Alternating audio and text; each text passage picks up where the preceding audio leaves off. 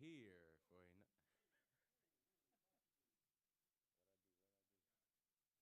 we are here another day in Pelham Middle School for a board meeting, bi-weekly board meeting. I hope that you're getting. Oh, I forgot the stream was live. Hi everybody. Mic check 1 2. Mic check 1 2. Mic check 1 2. This is a audio test. Mic check 1 2. 1 2 3 4 5.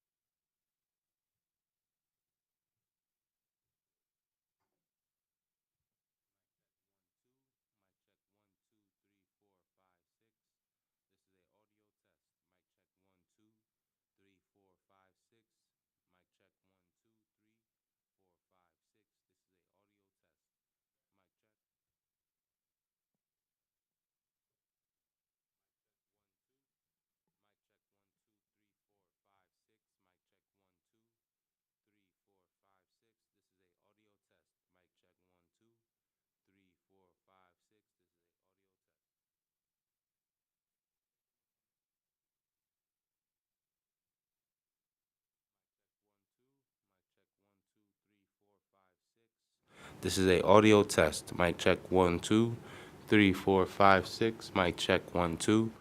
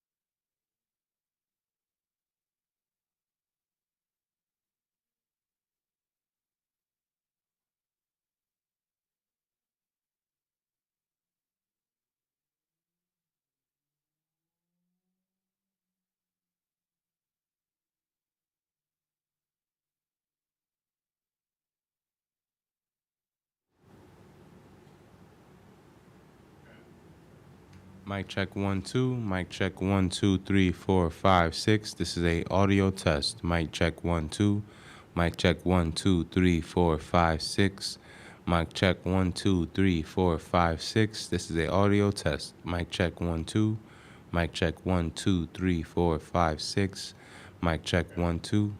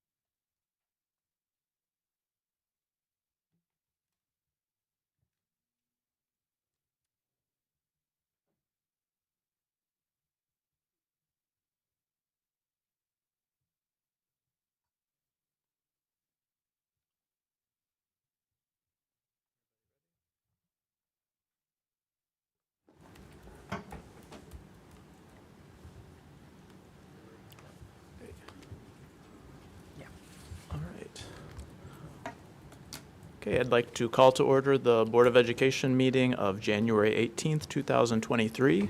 Everyone please rise for the Pledge of Allegiance.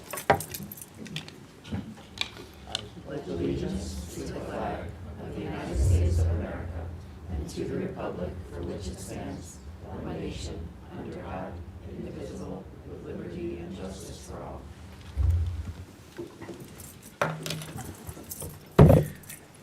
Thank you. Item 2.3 is reiteration of the executive session motions. Yeah, we convened in executive session for the purpose of discussing a particular student. Thank you. Welcome, everybody. It's nice to see all of my fellow board members and leaders of our district. I'm just going to keep it brief because I know we're all looking forward to the superintendent's mid-year update, especially as we think about our strategic direction for budget planning and hopefully have a little time to reflect on the excellence work session. I do want to just call out and thank the Pelham Memorial High School PTA for inviting me last night. Was it last night? It feels like it's been a long time already. And just thank all the administrators and everybody who came. And, you know, what an incredible program we offer at our high school. I think everyone has so much to be proud of with the diversity of course offerings and the opportunities that the high school students have in our district. So thank you all for showing up to that last night. With that, we'll move on to approval of the minutes, 3.1. Do I have a motion to approve the minutes from January 4th? So moved. So Jackie and Ian. All in favor? Aye. Aye. Any opposed? Any abstentions? No. And 4.1 is superintendent's mid-year report on strategic plan and goals. Okay. Before I dive into that, I wanted to start with just a couple student recognitions and just some normal student superintendent's report, because there's been a lot of great stuff going on, as you said, a lot of things going on that are really worth bragging about, and these were somewhat timely. So I know the board is aware of this, but I wanted to mention it again.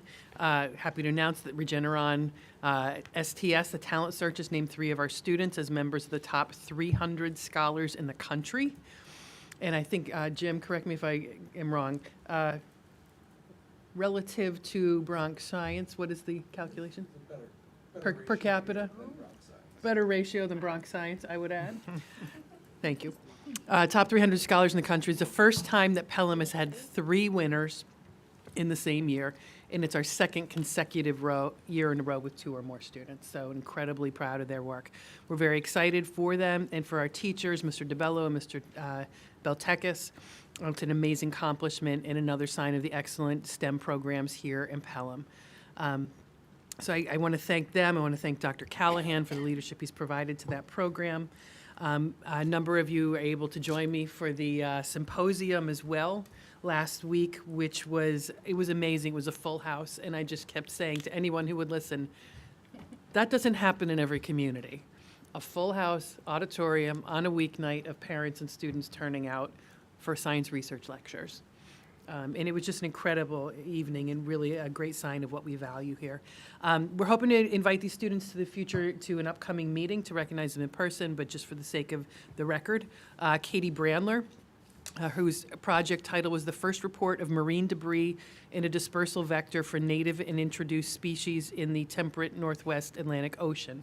She was one of the speakers and one of the main speakers at the symposium. Leah Sherbansky, exploring the relationship of SSTR2, immunohistochemical, and textural features to neuroendocrine tumor grade. That's the toughest of the titles.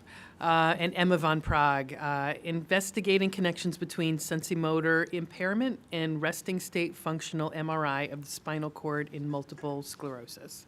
Some really incredible and important work by our students. So congratulations to them and to the entire program. We went on from that main event. All the seniors had the chance to then at classrooms present their research too. So it was a really great culminating event for our seniors. And Mr. Beltekis reminded me, these seniors, the COVID shutdown happened in March of their freshman year. So these students persevered through that time and continued to deliver at levels that we've never seen before in Pelham. A lot of, and I had shared this in my memo to the board, a lot of other programs saw their programs dwindle during that time, but ours didn't. Ours held on, and I attribute that to the strong relationships that are built within that program and the mentoring that happens from teacher to teacher, student to student. Or teacher to student and student to student. So again, thank you to them. Also, congratulations. This past Saturday, the Pelham Memorial High School Forensic Speech Team competed at a tournament hosted by Regis High School in Manhattan. And congratulations go to sophomore Catherine Conley, finalist in JV Oral Interpretation of Literature, and sophomores Liam Ginsberg and Jeremy Tam. First place championships, who won the first place championship in duo interpretation. So kudos to them and to Mr. Beck and Mr. Schleifer for the continued advisement of that group. Continuing with recognitions, we had several PMH students who submitted essays and artwork to the State Education Department reflecting the teachings of Dr. King, and those are now on display at a virtual gallery produced by the New York State Education Department, so that was really exciting. Thank you to Mr. Sirico, who headed off that project and got those students entered in that competition. That was in our Sunday mailing, so I hope you could click on the link and take a look at those really well-written essays and some beautiful artwork. So we're proud of that. Recognition, we're hoping to have them come to an upcoming meeting as well. Continuing on to some activities that are going on, I had the opportunity last night. I know many of you were at the high school PTA and couldn't be in two different places at once. I had the opportunity to join Dr. Callahan at the Ask a Scientist evening with an alumnus, Nidhi, I practiced this ahead of time, Periana Yagam. I believe I got all the syllables. Periana Yagam. Nidhi was incredibly poised, bright, student who graduated from Pelham Memorial High School in 2016. She's now an electronics engineer at Northrop Grumman and just talked so knowledgeably about her experience, her time in college, her experience in the workforce, in just a relatable way. So there was about 25 attendees with us. Dr. Kim Riegel from the Junior League, a parent in the community, was there to help facilitate conversation. And we appreciate the Pelham Junior League for their partnership and continuing to highlight that series. So really wonderful. And I had to poke the bear a little bit, and I did ask the loaded question of what the best Pelham pizza is. As a Pelham alum, I thought it was important that she be able to connect the students, not just on the academic, but on the social. So she played along. She was great. A couple other activities coming up. We have next week, Disney's Pelham Memorial High School's Drama Club proudly presents Disney's Newsies Junior on Friday, January 27th and Saturday the 28th, with a matinee on Sunday the 29th. We encourage folks to come. It's usually a cast of thousands for the middle school production, so I would love to have you come and enjoy that. I think it's about a 90-minute production is what I'm told, so it'd be a great event, I think, to bring children to as well. And also looking ahead into March, late March, Sock and Buskin will be putting on Bat Boy. I did some conversation with some board members and did take a look there. It is a satire. Some of you may have seen it on Broadway. I can assure you from my conversations with Mr. Beck, it is a significantly edited version that is appropriate for middle school, high school students. So that was something, we had an extensive conversation today. I just wanted to make sure that folks knew that. We do think it'll be a good quality And production. if parents have questions about the adaptation, can they reach out to Yeah, Mr. I would Beck? say to the building principal or Or to the- Mr. Beck. Okay, Probably be the best places to turn for that, for sure. okay. Yeah. I'm so curious about Bat Boy now. It's, the themes Can't that wait he, to see it. I saw it staged on Broadway, and it's satire, so there's some dark comedy there, but a lot of the more concerning themes really were not crucial to the plot. So they definitely have changed some of those, and certainly want to make sure the language was something that families can come to. I think that you will see, in talking to Mr. Beck, there's a lot of themes about acceptance, outsiders, differences, acceptance, tolerance, and it's a lot of positive themes throughout. So it definitely will be interesting, and I always love what Sock and Buskin does. I think they're going to they're going to lean into the satire and the humor of it from what I've heard from him. Just a couple more quick items, and I know that Ms. Holtz may touch on these as well, or Mr. Ricky, so I'm not going to go too far into them, but certainly we're all aware of the New Rochelle student who recently had an inadvertent overdose in the Narcan that was used by the school nurses. Just wanted to let folks know that for a number of years now, we've had board policy that allows us to have Narcan, and our nurses have maintained a supply of that on campus. We do have our nurses trained in administration. Some of our monitors, some of our administrators as well have also been trained in administration. Tracy's doing a great job of kind of digging into that again and making sure that our processes, procedures are solid. We've had a lot of new administrators come into the mix, even some new security staff. So we'll be looking to do some expanded training to make sure that, God forbid, we are equipped to deal with that type of an emergency. Also thinking about AEDs, as a Bills fan, I was very much aware of the situation that happened a couple weeks back. But that certainly, again, caused us reason to just double down and make sure that our processes and procedures are in place. So, and Jim, sorry if I'm stealing your thunder, we do have 19 AEDs throughout the district at all the campuses, including Glover. Our coaches have portable AEDs. So we're, once again, just making sure that everybody, our staff, are informed and clear on where those located, how do you access them. They're checked annually already for, so that they're up to date, repaired, batteries are good. That's a normal process that we already had in place. We're going to be having our BERT teams review that with Alteris as one of the many items as they have their next round of building emergency response team meetings. And again, we have all of our nurses and coaches are trained in use of AEDs, some of our administrators and some of our monitors as well. So again, and custodians. So always just looking at how do we make sure that the communication is about the location is there and that training is up to date and we can expand that training as well. We ourselves know, I think it was Jim and my first year here. I think, Steve, you were here. The first holiday break of that year, we had a visiting team, 16-year-old basket player, drop on the court. And AEDs had to be used over the break during a competition, during a tournament.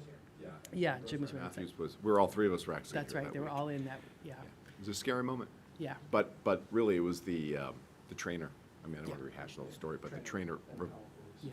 revised it. Yeah, so we're really thankful for the personnel that we have, but again, having those available. So we're always looking for ways to make sure that procedures are there, because safety is our top priority. Two more items. One, as I've mentioned to the board, I'm a, fill-in isn't the right word, backup. I'm the Commissioners Advisory Council. Alternate, thank you, that's the word I was struggling for.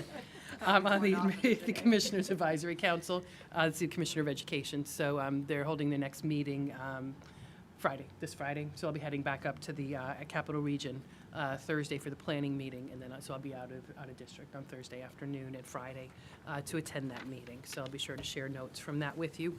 And then finally, I shared with the board just earlier tonight a copy of the first draft of the calendar for next year's school calendar.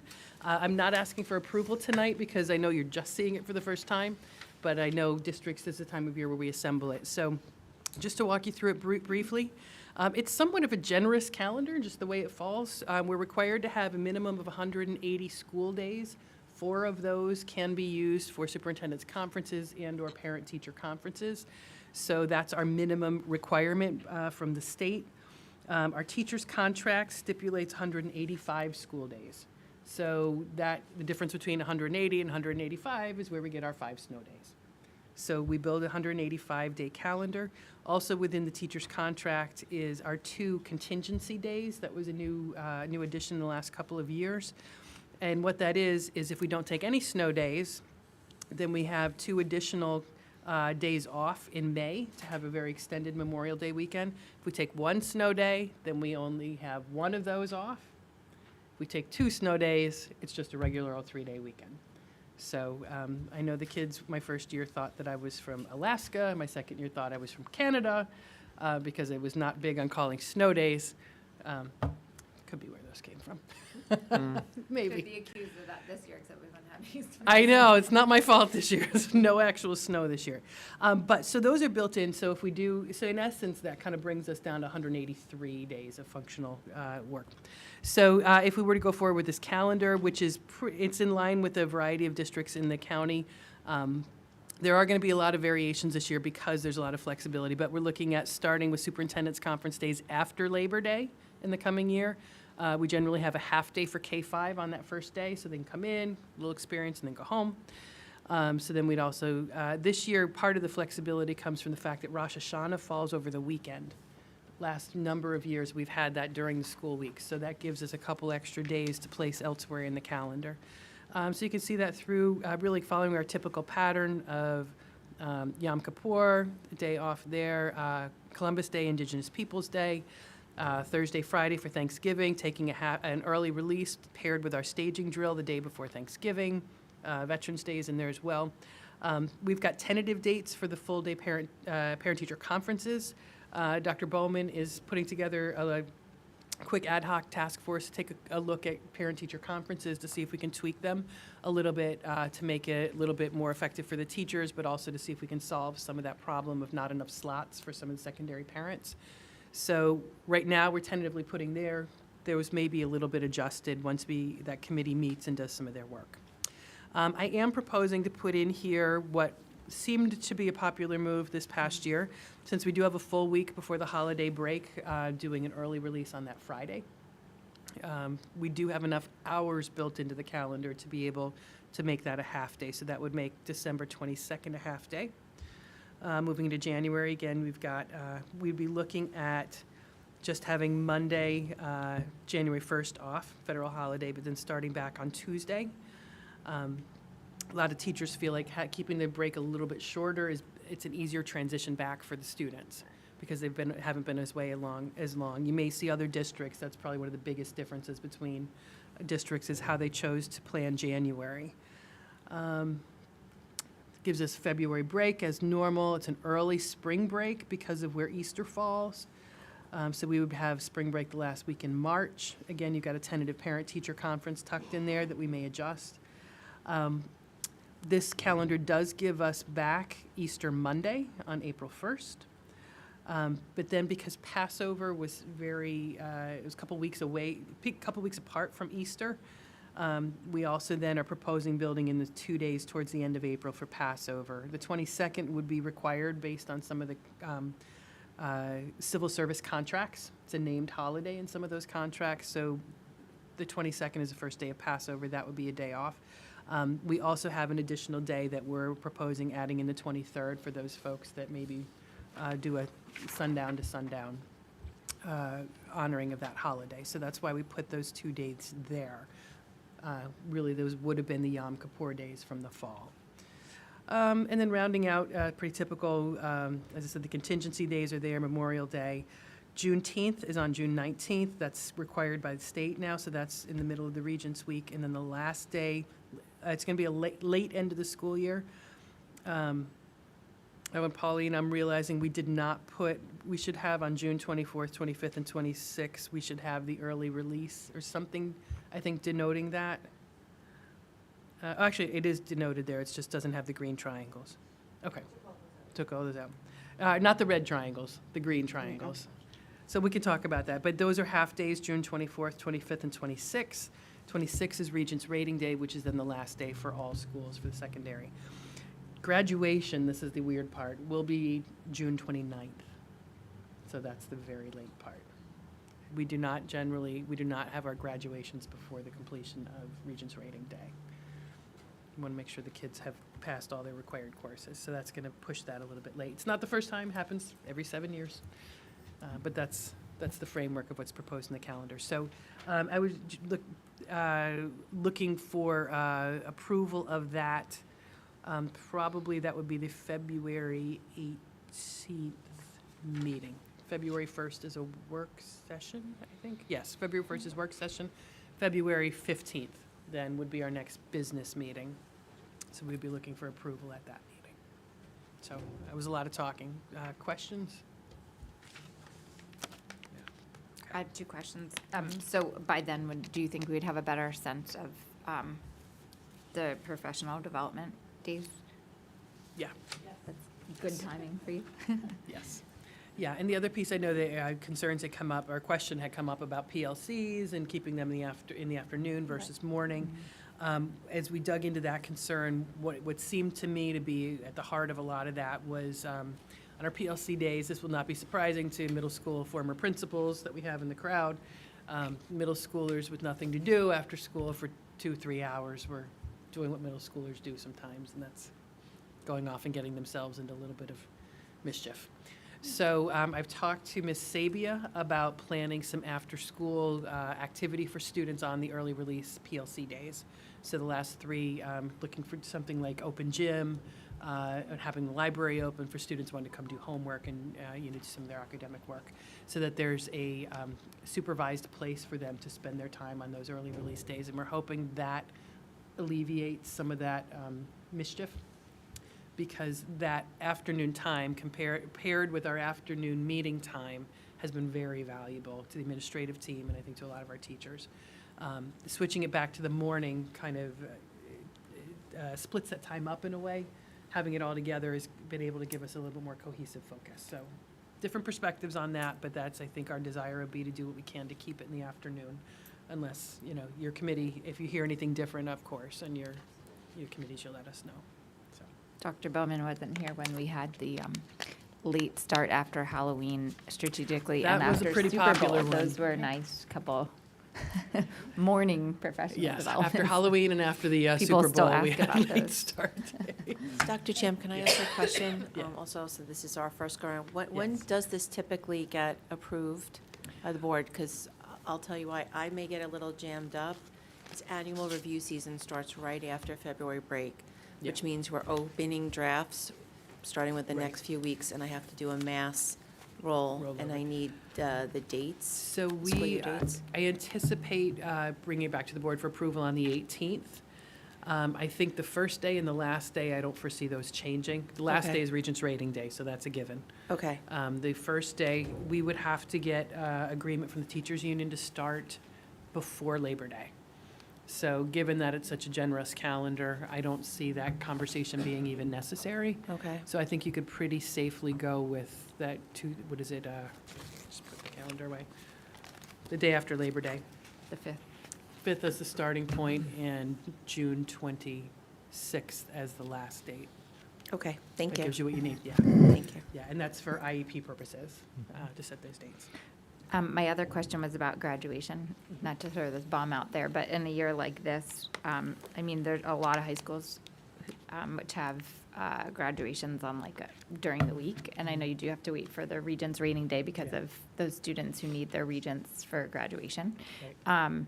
But given such a gap, is there a thought that the district might consider an evening when it's not so hot and sunny, the 10th Yeah. there? So would you ever consider that? We have considered it. I know there was a couple years back when Mrs. Clark was here. We considered, for a variety of reasons, looking at changing location because we're not in an air-conditioned space, et cetera. I think the concern that came up with evening was, at that point, we were looking at Friday evening, and there was concern about religious Shabbat. obligation, Yeah. right? So we didn't want to run, for Jewish families, we didn't want to run afoul of that. There was also some concern at that time because then you're at nighttime and putting students on the road to go do whatever they're going to do following graduation at night gave pause to being that they're young drivers. I think there's a couple other reasons that folks were a little bit skittish about that. We certainly could always revisit it, but I know that was the initial conversation, it was going back before COVID. Yeah. I think sometimes they do a lock-in or a planned event to kind of avoid those kind of Right. post-graduation Yeah, celebratory type of. so it hasn't come up until now, that request. Maybe once we've published that we're having graduation on the 29th, that could be requests that would come up. It's I such a would short summer, so. Yeah, Just I would something certainly, be curious what seniors themselves and their families would Yeah. think about that. Yeah, just saying it out loud, it occurred to me Yeah. when I see this. Yeah. I don't have a senior next year, thank goodness. Okay. Any other quick questions on that before we The only, dive in? the only thing that's come up to me with the professional learning days, and somebody had asked why, because there was one on the Wednesday, and then it was like the 3-day weekend, the holiday weekend for Martin Luther King, right? Was Okay. that this last one? And they said, why is it not on Friday? And then you kind of are released, and you had said, Yes, we purposely put those on Wednesdays because contractually, the teachers are here until 4:30 on Wednesdays. So when you've got 1 o'clock to 4:30, that gives us a really nice chunk of uninterrupted time for all the professional learning. They get some time for self-directed PLCs, and then the administrative team plans a variety, whether it's faculty meetings, department meetings, grade level meetings, et cetera. Fridays, they'd be, we would not have, we'd not be, the teachers leave at 3:11. So we would not have that additional hour, almost hour and a half of time to capture together. So that's really why. and the other question people sometimes ask is why the early release or half day rather than doing like a full day of professional Right, development? no, it's a great question. That goes back to the design of the calendar. As I said before, we're required to have 180 school days of required for students. 4 of those can be used for superintendent's conference days or parent teachers and count towards the 180.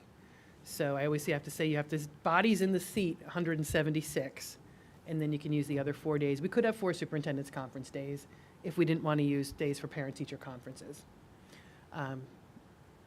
And Pelham, in my time here and prior to me, has valued those parent-teacher conferences significantly, which is why we've kept the 2 full days as parent-teacher conferences as opposed to turning them into professional development. So to your point, sure, we could make that swap, but then that would push a lot of, we'd have to find a way to recapture the parent-teacher conference time. And I don't know that we could get the evening time enough to compensate for that difference.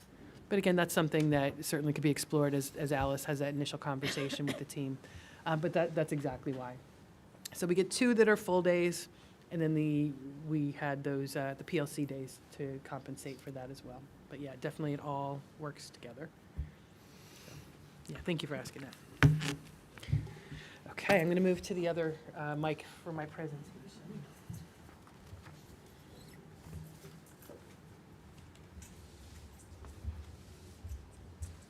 Okay, so, good evening. I've been trying this year, I think you all know, I could talk, especially when it comes to our schools. So I've been trying to be a little bit more scripted and focused. And given that, it's a busy time of year, I'm going to dive right in, do my best to move through this thoroughly but efficiently.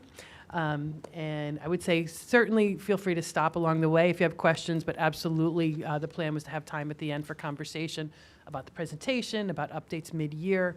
And as Michael said earlier, also, I know we didn't really have much chance to talk after the excellence work session a couple meetings ago, so this will touch on some of those themes again.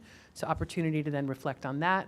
And just as we start to turn towards budget season, it's also a good time to start to get a sense of kind of what the thinking is and what priorities the board would like to see. So we dived right in and moved through quickly. I'm excited to share our progress toward our goals and what has continued to be a more normal year as we're finally restoring just about all the activities and traditions to the level that they were prior to the pandemic.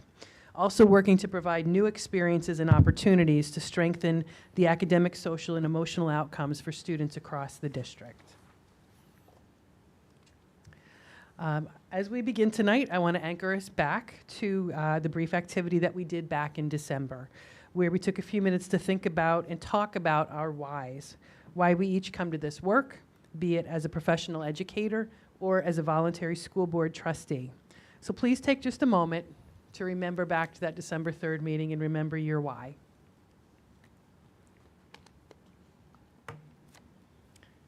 For me, I don't think I shared it that night, but I'll share it tonight. My why is my belief that all people are inherently worthy of dignity and respect and deserve access to a world-class education in an environment where they feel valued in a true sense of belonging.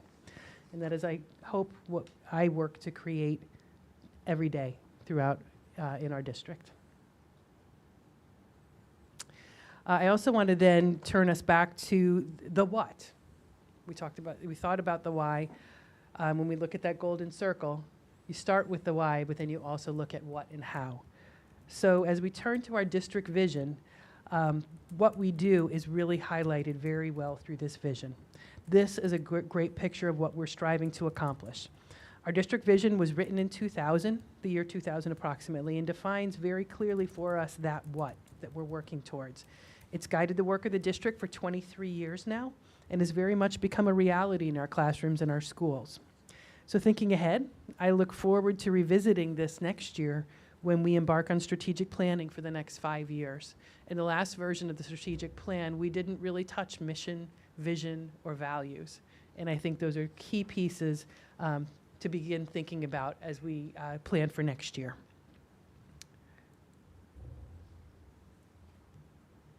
Additionally, I want to remind us of the preamble that was developed as part of the strategic plan, the current strategic plan, which has served in my mind as a synthesis of that vision.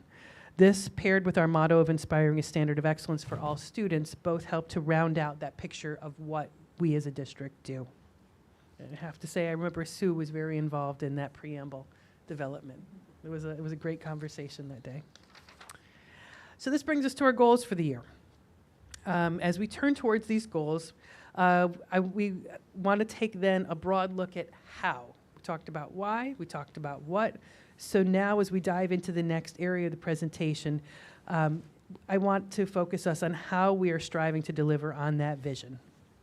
So the governance team, this governance team comprised of the board and myself, collaboratively set 3 goals for this year. The first 2 are anchored largely in the culture and the core academic work of the district. What I've done for this presentation is woven the first 2 of those goals together, as they're both framed by the 3 goal areas of the strategic plan. So goal 1, as seen on the prior slide, was to examine our vision and mission as they are currently understood and being met, and determine what is needed to fully meet our goals in the year ahead. So when we expanded that out a little further, the intention of these subpoints was to dig in deeper and to see how it is that we're delivering on that vision and mission, and to recenter our discussion and focus on the core teaching and learning of our district after the past 2 to 3 years of disruption, and to outline specific goals, to align our systems coherently around them, and make sure that we have systems in place for achieving those goals. That our professional learning and our academic supports are aligned towards those goals, and that all oars are moving us in the same direction. So to address the first part of that goal, as the board knows, I spent the fall meeting with a variety of stakeholders, talking about our vision and what excellence means to us, what it means to us as professional educators, what it means to parents, what it means to students and to our staff. And this resulted in the information that was shared and discussed at our December 3rd work session. We had conversations, we did staff surveys, we did our parent focus group, student focus groups, and then we had, of course, our what I felt was a wonderfully successful parent World Cafe on November 28th with over 50 people in attendance. A lot of my colleagues are jealous when I tell them we got that kind of a turnout. They're really struggling for that, and I was proud to see so many parents come out for that. And of course, that resulted in our December 3rd work session. So out of that, the major themes that I walked away with were really critically important. As you may recall, that evening I asked Dr. Bowman to take notes throughout the evening. And the following themes emerged from those notes in that discussion. I believe the conversations throughout the fall and the discussions helped at that meeting helped us to achieve the recentering and reclaiming of purpose that I had hoped. Recentering our work and our conversation on teaching and learning, and remembering who we are as a district and what we are about, what is our why, and what we do for students and how we do it. It also helped to reconnect us to one another after the separation of the past few years, and to rebuild some of the fabric of our learning community as we move ahead. And I was fascinated to see Michael recentered us on these very takeaways at our last meeting. If you remember, as he kicked off his comments for the new year, I was very happy as he read through those takeaways to hear that his takeaways and mine were very much aligned. So I've shared them up here for you tonight.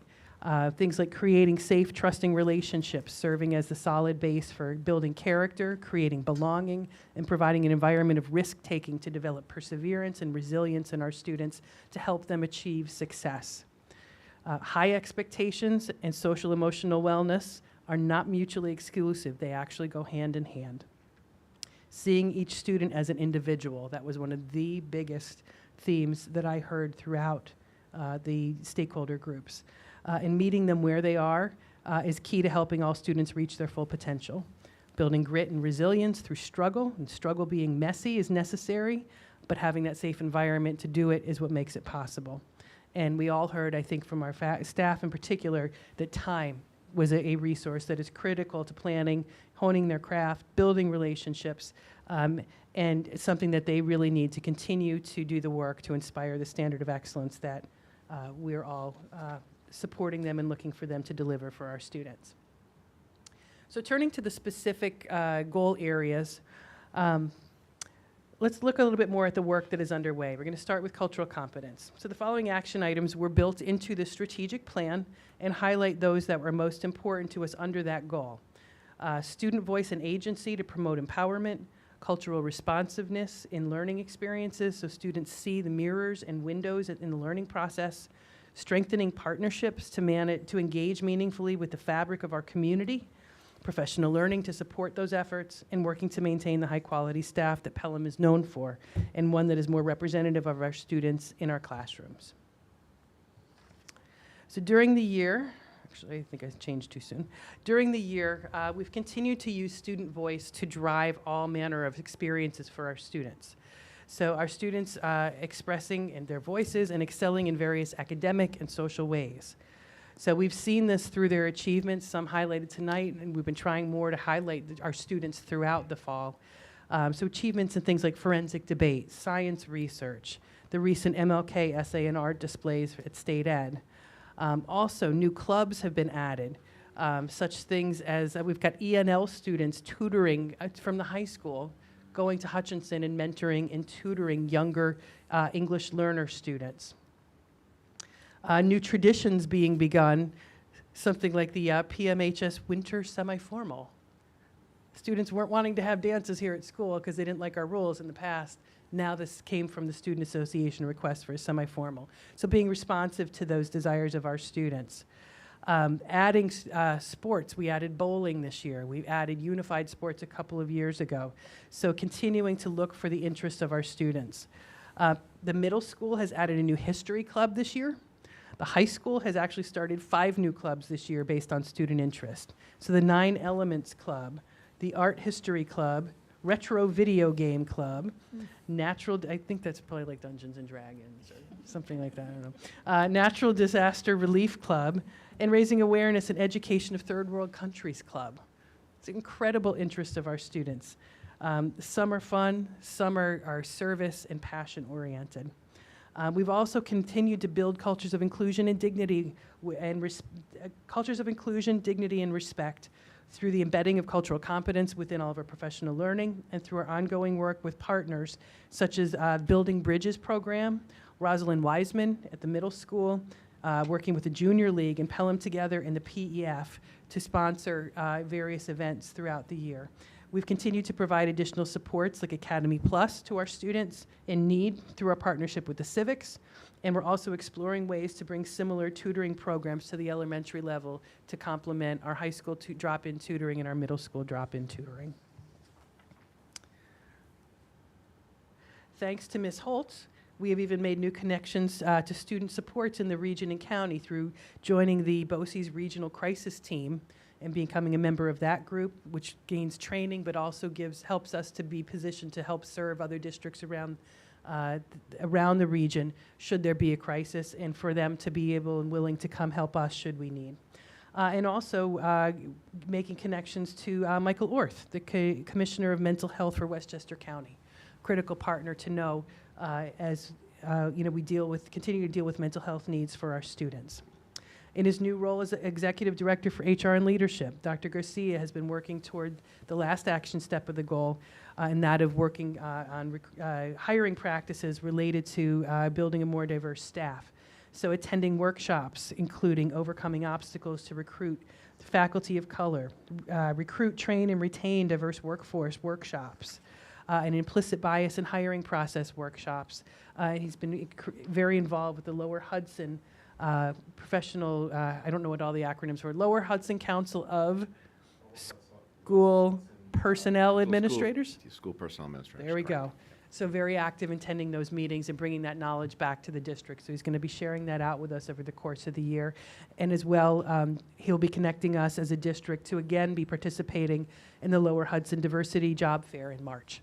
So that work is moving forward in all areas. Additionally, under cultural confidence, this is where we bring in the goals, the new approach that we've taken with setting SMART goals this year. So specific to those goals, these we set some in the core work. So what is kind of the meat and potatoes, bread and butter of what we do, but then also recognizing that we're a district that continues to innovate. We wanted to bring in those explore goals as well. How do we move our practice forward? How do we work to change and improve and evolve our core practices? So we've held this year 3 E&L open houses. September 9th was held for elementary level, September 21st at the middle school, November 17th for high school families to better orient them to our schools and districts. On December 1st, our E&L coordinator, Miriam Gashi, also held an additional parent engagement session for elementary families to help show them how to access report cards in Infinite Campus. That was new for all of our families this year, but our families who had language barriers, to give them an opportunity to really walk them through in a way and help them understand how to access that important information. Give them explanation of the grading system and report cards and help them to prepare for parent-teacher conferences. She's also in the process of preparing a spring presentation on the NICESLAT, which is the annual assessment for our English language learners. All this work is critically important, and this we couldn't have predicted, but it could not have been better timed. Our population of English learners has increased by about 50% this school year alone. And that's from our traditional amount, which had been in 20 to 30-ish, totaling. Now we have 46 English language learners in the district. That ranges across all 6 schools. And those 46 students represent 12 different languages. So for our small community of Pelham, we've had that significant increase, and I thank the board for supporting the increased staffing to provide the needed supports for those students. Part 54 is very specific about the amounts of time and the types of services for those students. So that was unanticipated, but thanks to the contingency that was built into the budget, the board continues to support to provide those students the supports that they need to be successful. With regard to the climate survey in our goals, so we have previewed 5 different, I've screened actually 5 different vendors, previewed 5, screened 4, meaning that there was an initial meeting with a vendor. And now we have, next week we'll be holding the second of 2 finalist interviews. So we anticipate making a selection on that tool by the end of the month for administration this spring. Through this process, we hope to identify areas that we can work to improve the climate and culture and morale for our staff, especially following the pandemic, where nationwide morale amongst educators is at an all-time low. Our staff is our greatest asset. And as a district, and investing in their well-being is one of our top priorities. So thanks to Natalie for joining us on that too. She's bringing her HR experience in to give us a great perspective as someone who's worked a lot with these kinds of surveys, and that's been a very helpful perspective. Moving to the next goal, and this was student involvement in activities. So both the middle school and high school have surveyed their students. So take this one a little bit. This is self-reporting of adolescents. So it may not be 100% accurate, but it's a good start. At 50% of our high school students and 54% of our middle school students responded indicating that they're involved in at least one club and or sport. The buildings will again be surveying students in the spring to get a more complete picture, because the first numbers only represented the fall season. So we've got winter athletics going on now, new clubs coming online, and then we have the spring season. So we anticipate those numbers to go up by the end of the year. So once this baseline is established this year, we're then going to look for ways to find out who are those students who are not connected, and how do we get them connected into activities and engaged in some way, because we know that research shows that students who are engaged in pro-social school activities demonstrate greater academic success. And finally, looking to curriculum and instructional resources and the rubric that was identified here as one of our explore items. There's a rubric has been drafted by several of our curriculum experts in the district, and it's being reviewed by the administrative team this spring. It's important to note we actually started this work last year, and as they researched different rubrics around cultural competence, there was nothing out there that really fit Pelham. So they really took some efforts to take pieces of a variety of different tools and put those together. So the administrative team will be looking at that this spring, hoping to also bring that to the CCC, the Cultural Competence Committee, to preview. And then the hope is by the end of the year to solidify that rubric, and then working with Dr. Bowman and the curriculum leaders to then pair that rubric as a tool that will be used going forward with an articulated curriculum review cycle. Moving into the authentic learning realm, this really is the true meat and potatoes of teaching and learning core, and a significant amount of time could be spent here. I'm really just going to scratch the surface tonight. But this has been a really important year as we're really still, even though it's been the most normal, we really are still resetting academic norms. And the data collected this year really is being seen as our new baseline. I can't stress that enough. The last couple of years are not comparable. Things have changed in so many ways. So this year gives us the opportunity to start with a new baseline. So I'm going to touch on a few items that you have heard a lot about throughout the fall, through Dr. Bowman's reports in particular. This year we have completed expansion of Science 21 to grade 5 with training for all teachers, all 5th grade teachers, and certainly any teachers who were new to other grade levels. That Science 21 curriculum will be aligned to the next generation science standards and will help prepare us for the shift in state assessments to happen next spring.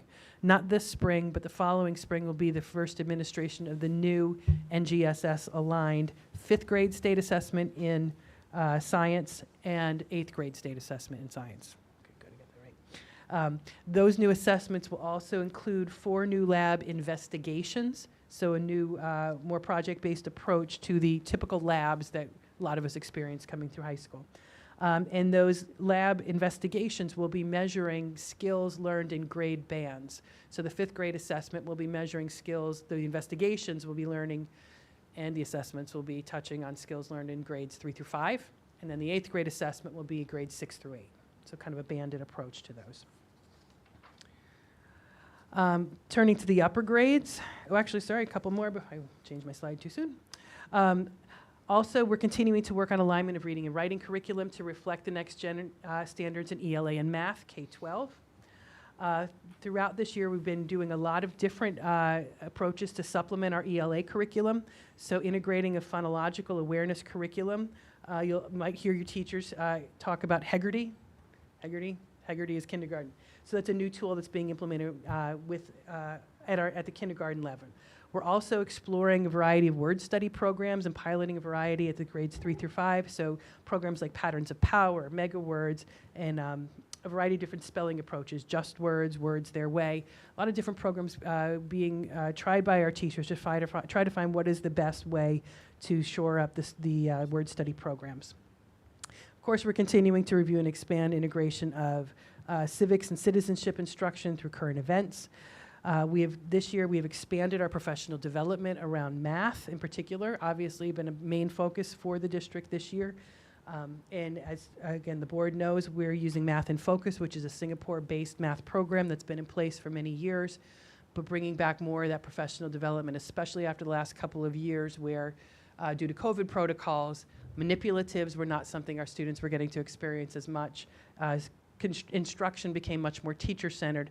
We need to reset some of those instructional norms back to the way that that program was designed. So thankfully, we're able to increase the professional development there, and we're appreciative, again, to the board for providing those resources, Dr. Callahan for leading that work, along with Beth Finkelstein, and glad that we could bring back more professional development there than we'd had in the recent years. And also, I think another important item, and I believe we've shared this with the board, but I think it's important to reiterate, we're continuing, we've got a math committee that has been meeting throughout the last year, continuing to meet, Thank you to Jackie for joining that meeting group this year as well.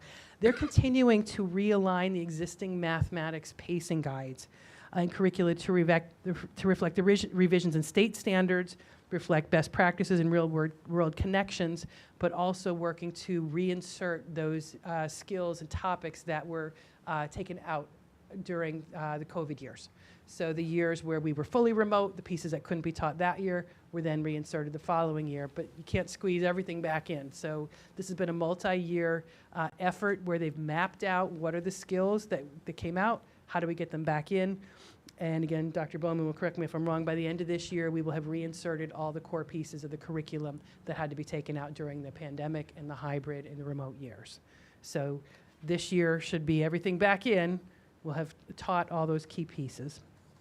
And we'll continue to, as a committee and as a district, watch our students' progress in those areas and continue to support our students in recapturing those skills. Moving to the secondary level, we're continuing to strengthen our IB implementation, so revising curriculum, working on action plans, approaches to learning, et cetera, especially in preparation for our reevaluation visit that's happening at the middle school February 13th through 15th. So that's a tremendous amount of work. Thank you to Mr. Llewellyn, who served as the IB coordinator for the middle school.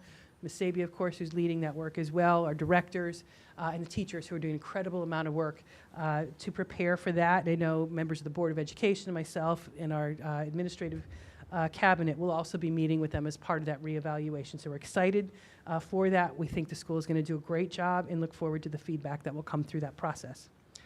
We're continuing to expand and refine as part of that the community projects as well, which leads to one of our goals as well. We're looking to increase the students' mastery on those projects. Each year, each lap around the track, as I say, we have a chance to refine our practice. So we're continuing to work on helping our students to do even greater work on those community projects. In looking at how we're embedding more and more of the assessment criteria into a variety of subjects across the board. The STEM areas, we are continuing to expand project-based learning in our AP Science classes. We have expanded STEM-based electives.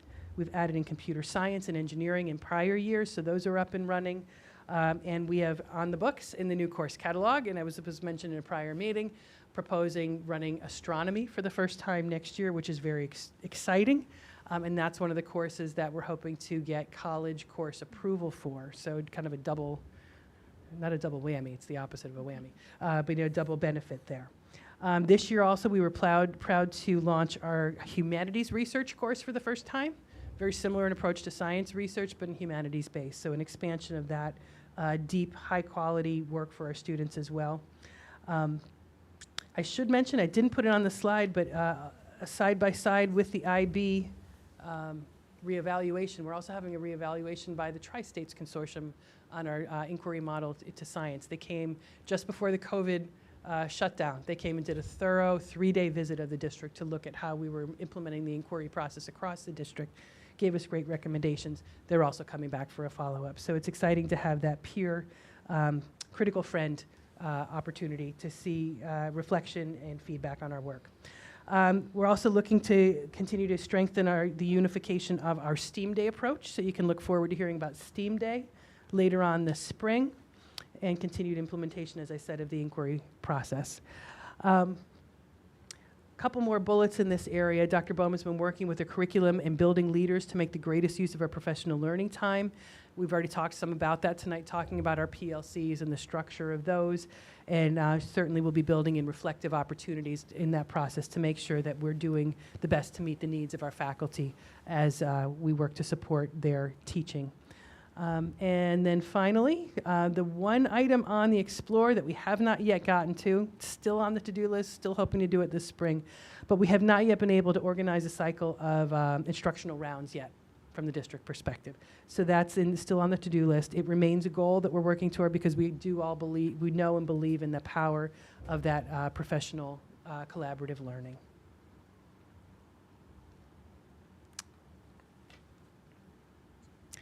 As I said, lots to say about authentic learning. So going on to here, these are the actual goals that we had established as far as in SMART goal form. So as we progress through the years, we are working to, again, identify some baseline data for this year to assess our progress in these areas. It's important to note that these goals are attempting to quantify some important outcomes. It's also important to note that not all important outcomes can easily be quantified, and that just because something can be quantified doesn't make it an important outcome. Two important lessons to remember. You may remember, and I mentioned to him at our last meeting, a few meetings back, Michael made reference to a book called The Tyranny of Metrics. That caught my ear. Because it was an interesting Always title. got good book recommendations. I love good book recommendations. So I had a chance to read that over the holiday break. And a lot in that book really rang true to me for education. It actually aligned a lot with my dissertation of all things, so it was like extra fascinating. I wish I had written the book and was making the money that author is making now, but alas. There was a place, and really what that book talked about in there that stuck with me, that there is a place and a purpose for assessment. So it's something that we must learn to live peaceably with, but anything taken to its extreme can become toxic or can steer us towards outcomes that might be misplaced or not aligned with the actual meaningful outcomes that we desire. So it's really important that we select good goals and the right tools. So I think one of the best examples from the book that they had it there, and I'd heard it before, is when they talked about airlines, when they started measuring the flight times and on-time arrival as the metric to measure the quality and dependability of the airlines.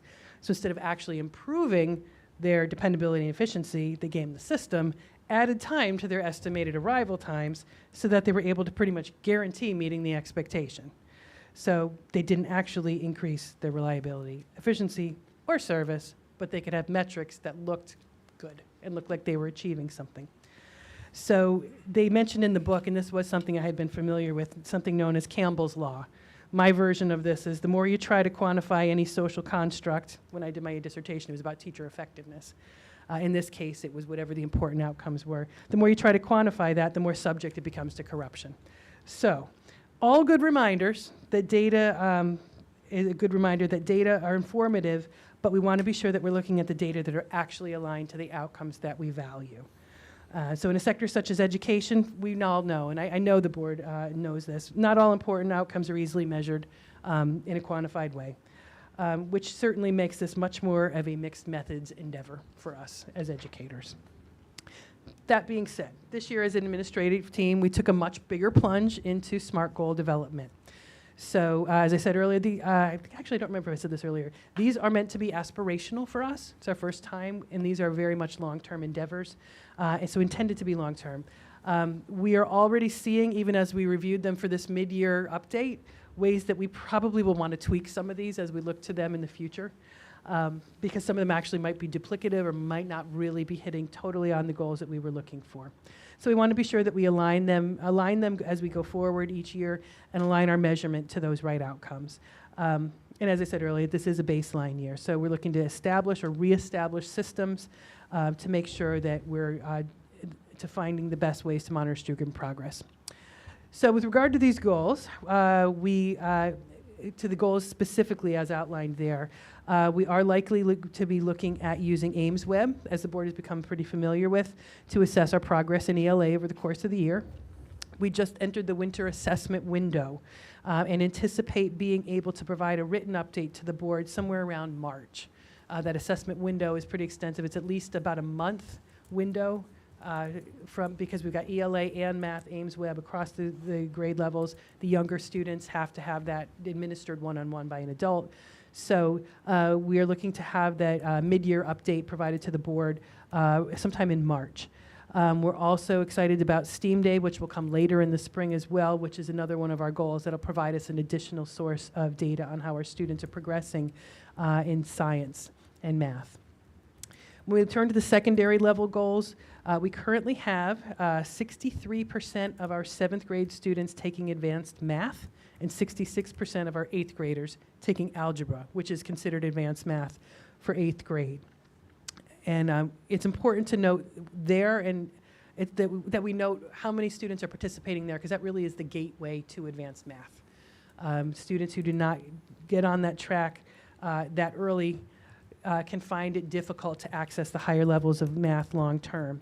But as we enter budget discussions, you are going to be hearing some requests from us for some new summer programming. We've already been a little bit of a tease on that, as well as potentially some additional FTEs or full-time equivalent staffing requests to support efforts to bring more students into that advanced math pipeline who may not have traditionally accessed that coursework at the 7th or 8th grade level, who may not have been ready to make that plunge at that level, but who want an on-ramp later on into advanced coursework as they move through middle school and high school. So that could be a summer bridge program, could be mentoring programs, could be a college credit-bearing course. So we're looking for creative ways that we can, A, assess how many students are there, but also create other on-ramps for more and more students. We're also, as a district, have been committed many years for helping students to develop strong writing skills, as evidenced by our local graduation requirement that all high school students take writing seminar class. We've also built in a series of assured writing experiences at each grade level at the secondary level, so that all students are required to engage in argumentative, creative, and text analysis and response writing throughout their secondary school career. I know through many years we always have heard folks really wanting as one of the most important outcomes of a graduate is to be a strong writer. So there have been consistent efforts by the district over the years to build in those guaranteed experiences for our students, and even that foundational writing seminar course as students enter high school. We continue to weave in, as I said earlier, the Pelham inquiry cycle into coursework across disciplines and build in additional learning experiences and assessments around the skills embedded within that cycle. And then finally, our pursuit of developing young adults prepared to function effectively in our democratic society. We continue to work on social studies skills and practices, updating those for our teachers and providing the professional development and resources necessary for them to develop those skills in our students.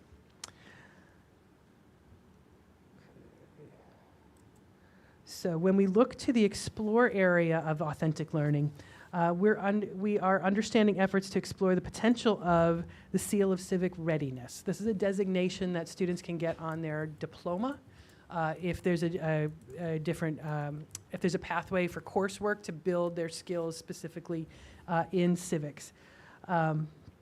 So this designation is something that many schools have been piloting. It ensures a rigorous project-based approach to developing deep civic skills over the course of a student's high school career.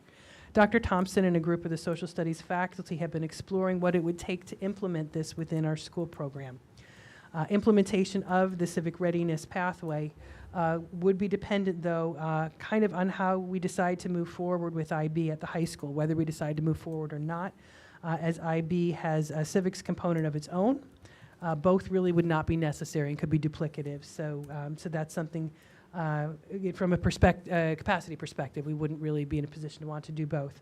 But we are exploring the options on that and hoping to, as we further conversations about the vision for the high school, to have a clearer picture of what direction we want to move there. Certainly, as the middle school continues their reflection and revision of their IP, we've mentioned that earlier. We're looking for ways to hone that community project that would fall under the authentic learning SMART goals. Over the past 4 years, getting a little bit more quantitative again, the number of students taking an AP course during high school has increased from 428 students to 458 over the last 4 years. And the number of AP exams given has increased from 927 to 1,012 AP exams. As of right now, 57% of the students enrolled at Pelham Memorial High School, 59%, are enrolled in at least one college-level course. So that could be AP, SUPA, Adelphi. The new courses that we're bringing on will be a partnership, hopefully, with Iona College. So courses that are considered to be at a college level. 59% of our students are currently enrolled in one of those. As mentioned at our last meeting, we're in the process of trying to get those 4 additional courses approved for credit. Those would include pre-calculus, which is being proposed as a bridge course for this coming summer to help increase the number of students accessing that higher level math, as well as calculus. To access courses like calculus. I know Dr. Bowman mentioned the other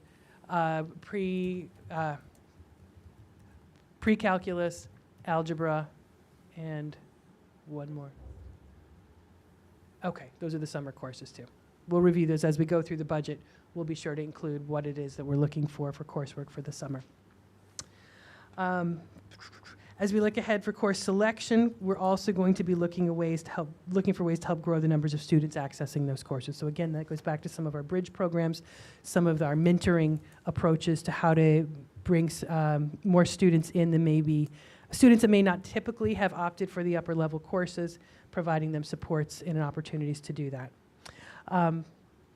We set that as a goal because we know that taking college level courses in high school is one of the best preparations for college for many of our students, and taking a college course is related with that preparation.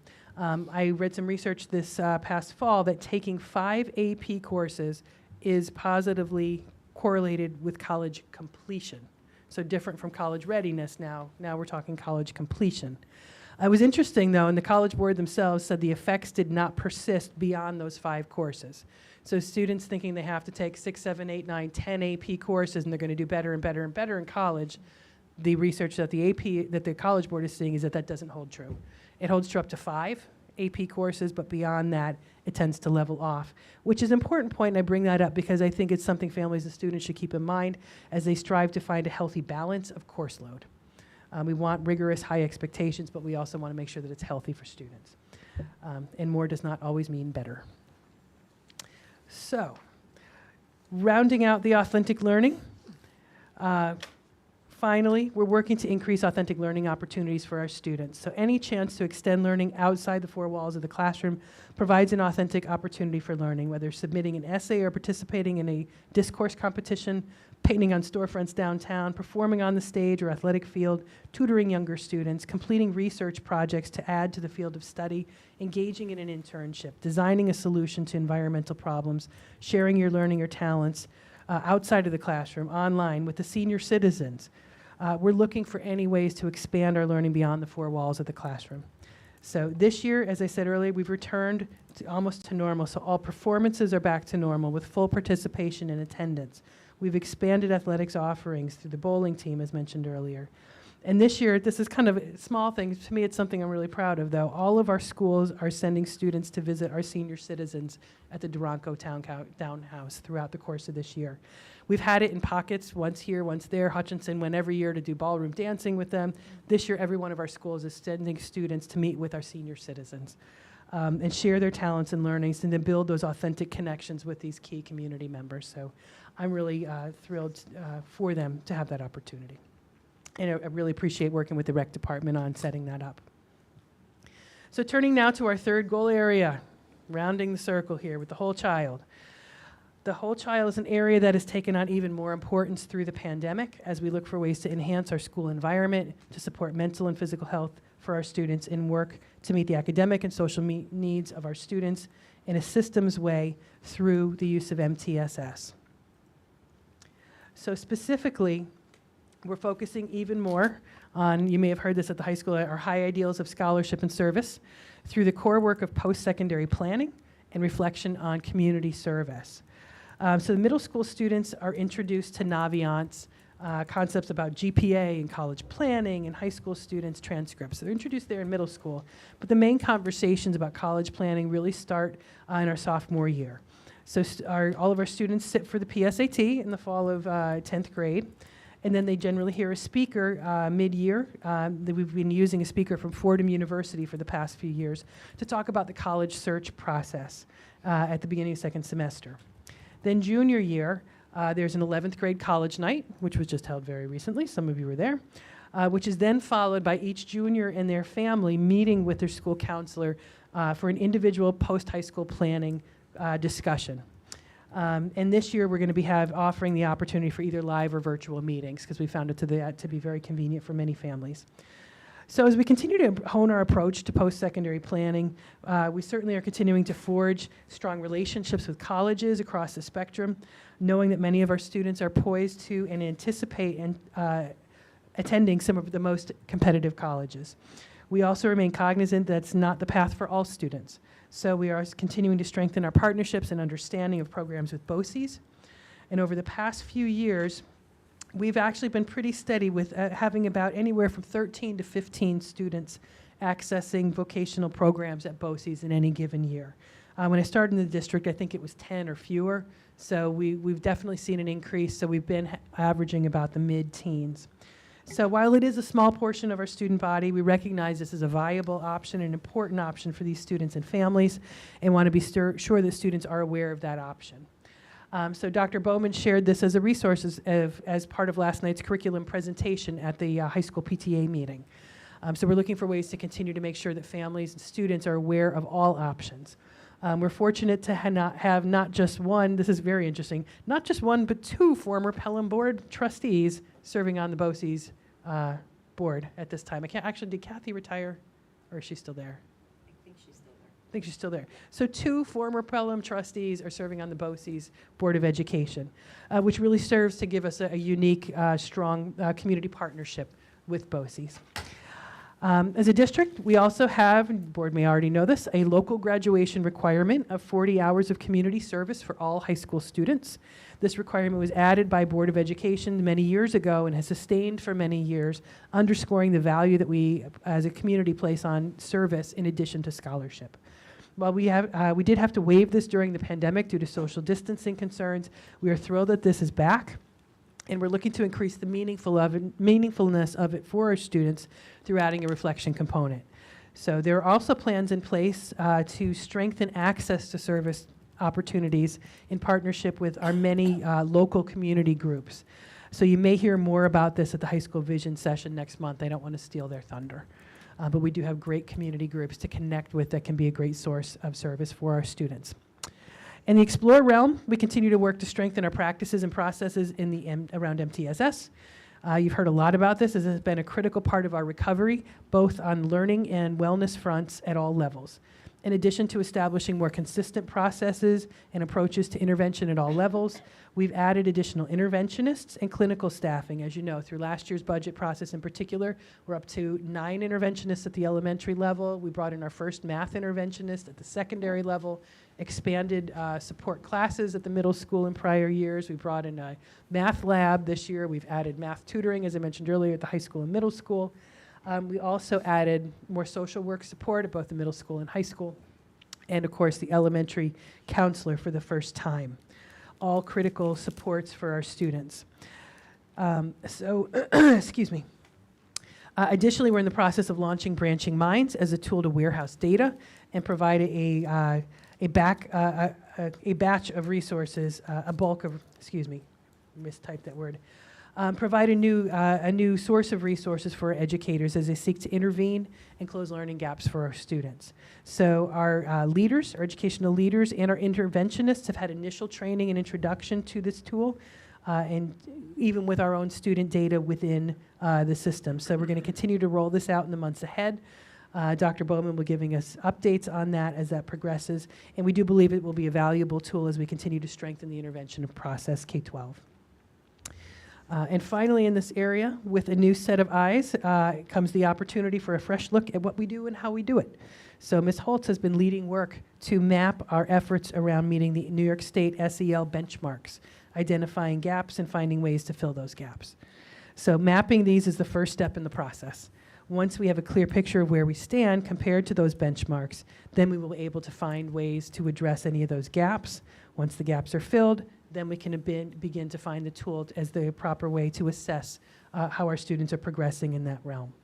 So responsive classroom, the mindful student through Fly 5, DBT and Steps A have continued to be the anchors of our work in this area. And these all have components that are aligned to the CASTLE framework, which serves as the backbone for, at the state level, for the social emotional learning work. And those all serve to help us create learning communities needed as the foundation for academic learning, as well as provide the language for our students for self-management, which is more critical than ever as we recover from the isolation and stress of the pandemic. And finally, last slide. This brings us to our third goal. one that the board, this is really the board goal, has been working on in committee level, and one that will be central to our conversation as we head into the budget season. We've moved into the punch list stage on most of our 2018 bond referendum projects. We're still working to finish out certainly the site work at Hutchinson, including the playground, detail work certainly at Hutchinson, Prospect Hill, and Glover. Renovations are finally progressing at the high school, and we're still awaiting important items, unfortunately, such as casework, which is critically important for art teachers and for our life skills, foundations of learning classroom. But those things are in process. We're excited about what the potential they hold. And like all construction and renovation, the first 95% happens really fast and takes no time at all. Then the last 5%, not so much. So that's where we are. We're all trying to get it across the line. But we do anticipate bringing those projects to a close, hopefully by the end of the school year, give or take. We are also in the process of revising our 15-year capital improvement plan, which the Facilities Committee will be looking at our next meeting, so that the board can stay abreast of the long-term needs of all the buildings and facilities and be planning to meet both the short-term and long-term needs from a financial perspective. So pairing the financial forecasts with those facilities' needs. This spring, we'll be creating designs for playground renovation for Siwanoy and Colonial, and looking as well at Prospect Hill, and look forward to partnering with the Junior League on the renovations at Julianne's Playground. We look forward to discussing all of these as well as that financial forecast for the district as we head into the next few meetings. We look also forward to providing the budget overview at our February 15th meeting, and to working together with the board to design a budget. And the priorities that we're using as we head into this internally are looking at creating a budget that furthers the strategic plan, helps to better meet student needs, provides greater equity, is financially sustainable long-term, and increases operational capacity. And I should say, with the furthers the strategic plan, that of course implies our vision, our motto, our strategic plan preamble, and that inspiring a standard of excellence for all students. So I thank you very much for listening. I thank you for this opportunity to highlight, just scratch the surface of the progress the district has made so far this year, and I welcome your questions at this time.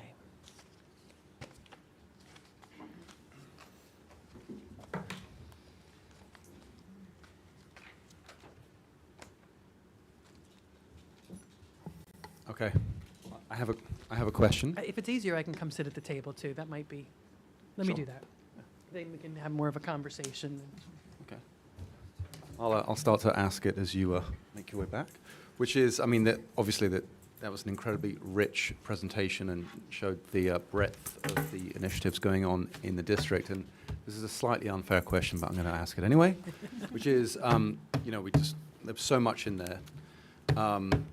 If you had to pick one thing, one achievement, one initiative that you are most proud of thus far this year that we've achieved, what would that be? You can have two if you like.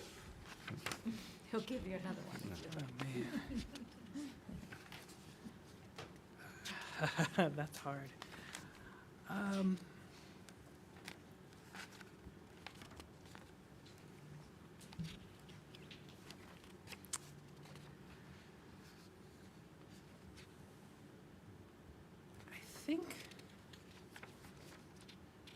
think what I would say, and I think it's more of a collective than one specific thing in there. I still think back to the course that Tracy and I, and actually Mark Berkowitz did, the Harvard Business School course that we took over the summer that really talked about this coherence model. And I think actually the work that we did and the goals that we set for this year, I think are probably more aligned than, more specific and more aligned than anything we've done in the past. And I think because of that, the path is clear. And so I think as an administrative team, we've been able to really put the energies in aligned areas. I guess I'll put it that way. And I guess that's to the whole point of a SMART goal. Yes. Yes. But I think that's actually, the administrative team has really come around that. And I think having, having restructured our cabinet has really also given us the capacity to work as a team. The 5 of us meet every Monday morning and are really building our relationship, building our capacity, and and our communication so that we're aligning on a regular basis. And then we're able to go out and work with the administrative team to move things along. So I think I would put it more as that, as maybe a whole kind of thing, as opposed to any specific pieces. I got to say, science research, that was pretty big. But, I think there's been a lot of really outstanding pieces within that I think are the culmination of many people's work and many years of work in some case that are coming to fruition. It's probably not a great answer. No, I think it's a good answer. Yeah. I would just, as an observation that is sort of aligned to what you just said, I was impressed by, oh, yes, of course. I was impressed by the goals that you have, that that the district's able to cite the evidence of what type of outcome that holds for our students. So I encourage that we, obviously continue to do that as we move forward.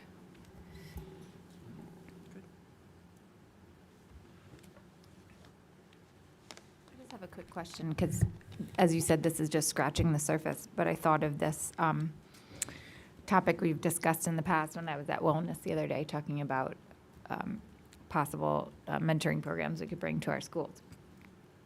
Where are we in terms of looking at the master schedule at the high school? Or is that something we'll talk about a little bit more at the next session? Yeah, I'm happy to fill you in on that. You may remember we had a couple years ago Michael Reddig, who's a national expert on this, came in and worked with us on the elementary schedule. Unfortunately, his schedule, he wasn't available to May of this year. So did we book him, or is we still out there? We saw that his most effective string of dates were in August for the following year, because by Memorial Day, really our schedule is set. filled, So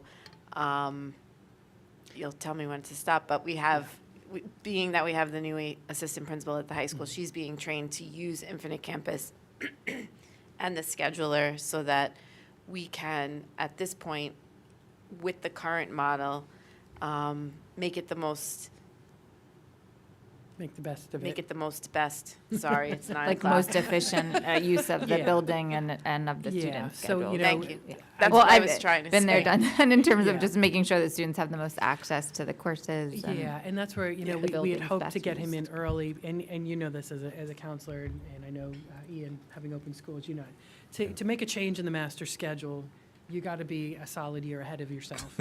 And probably 2 years, because you have to get stakeholder involvement if you're going to do anything crazy, like Yep. change from a 9-period traditional day to anything else.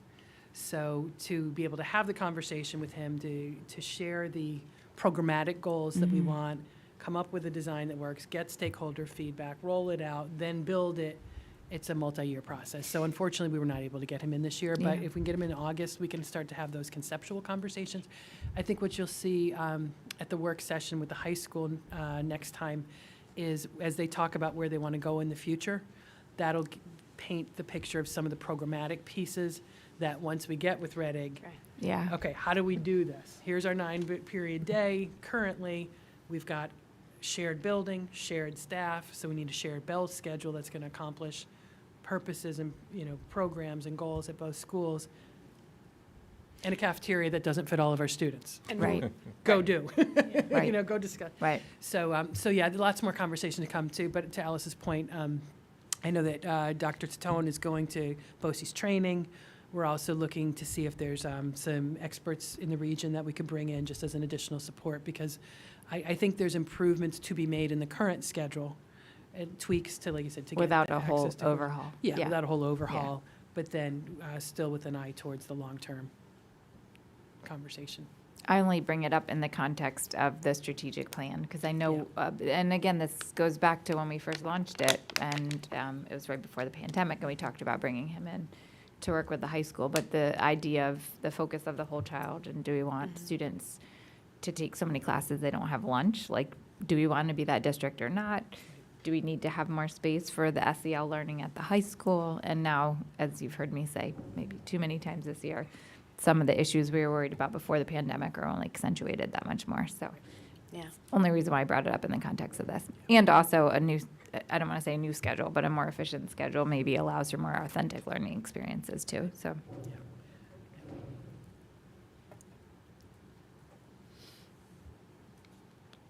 I would just say the breadth is amazing, so congratulations.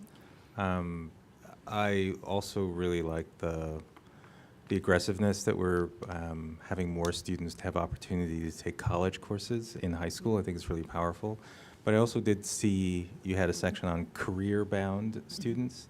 So just how do you think about, because a lot of folks are moving away from this college for all mentality, so how are you thinking about what additional resources or credential opportunities within particular industries could become available for students who may not necessarily want to go to college immediately after high school? And is that a thing that we're thinking about?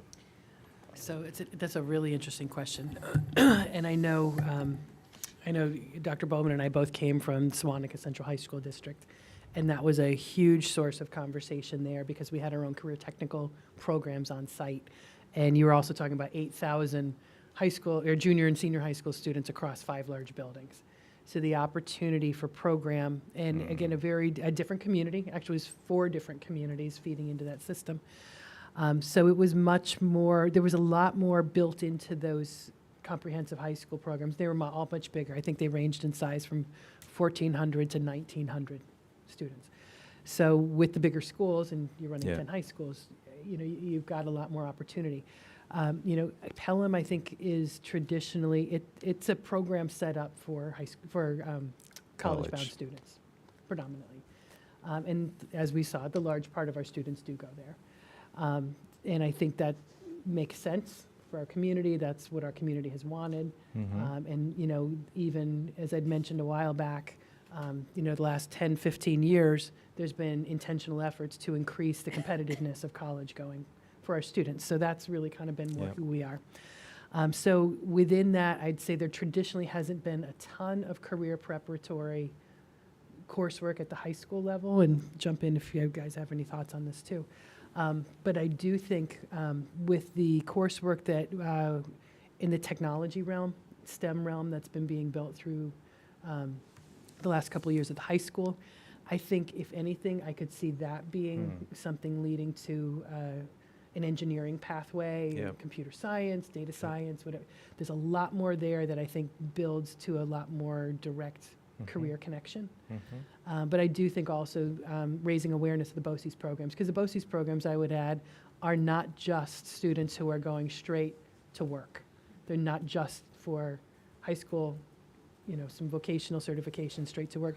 They also have college-bound students accessing for, some very technical career pathways. So I think broadening our awareness of that for students. I know certainly Greg Lau has been a great addition to that for our special education students and their transition planning. He came with that expertise and has really boosted our knowledge and capacity there.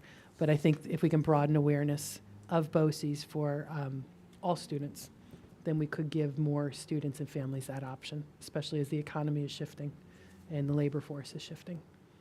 If I could add, some of those traditional career pathway programs that are at the high school level come from a model of what post-secondary employment looks like that really almost doesn't exist in the same way.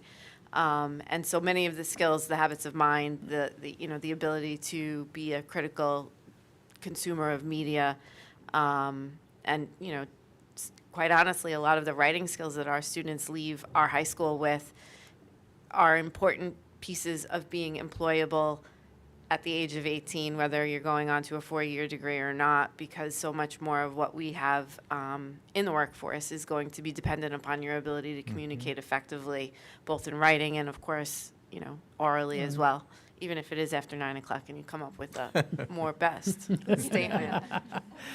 I also think you will hear a little bit at the high school presentation as well about trying to to explore internship opportunities for our Yeah, I seniors. think that'd be great. Yeah, that's been, I think, on the radar for a long time. I think that's something they very much want to pursue, and I think that could be a great, regardless of where our students are going when they leave our walls. Exactly. That's Yep. employment opportunity, experience that's invaluable. And if I could just add also regarding BOCES, traditionally you go to BOCES for 11th and 12th grade. Some of the pathways that you choose are 2-year pathways, so they're 2-year sequences. They're meant to be like EMT, nursing, HVAC. And some of those sequences do end in certification exams, so you can leave with something if you stick that way. And I have been seeing trends of students, let's say, who are pre-med and plan to go to college, but they want to do an EMT sequence and get some of that foundationally. Something else we can think about and explore also is, and I don't know how much we pursue this here because we are a very focused college-bound community, but there is something called the CDOS standards, which are Career Development and Occupational Studies. And students can earn that CDOS in addition to their high school diploma. What does the CDOS translate to in real world? Not too much right now saying, I'm a graduate that has earned CDOS credential, come hire me. It's more about soft skills and employability. But again, it is, I think, relatable to your question about pre-vocational and readiness. And if we do end up on some internship path, because CDOS does have standards, it's like 54 work-based learning hours, things like that we would have to track. But if we eventually get to some type of, senior internship or program like that, that might be another way to make that connection with pre-vocational Yep. soft skills. Thank you.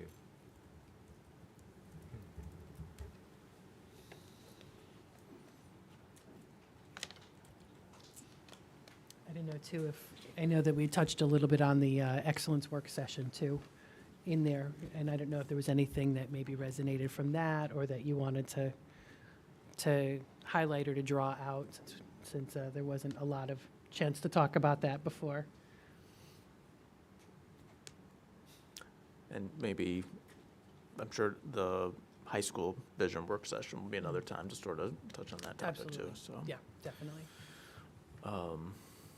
I was just, impressed with kind of the core and explore specific goals, sort of the way that you mentioned.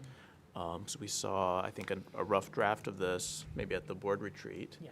And some of these are, very aspirational, but I think, it's important for the community to know, like, there are really aspirational big goals.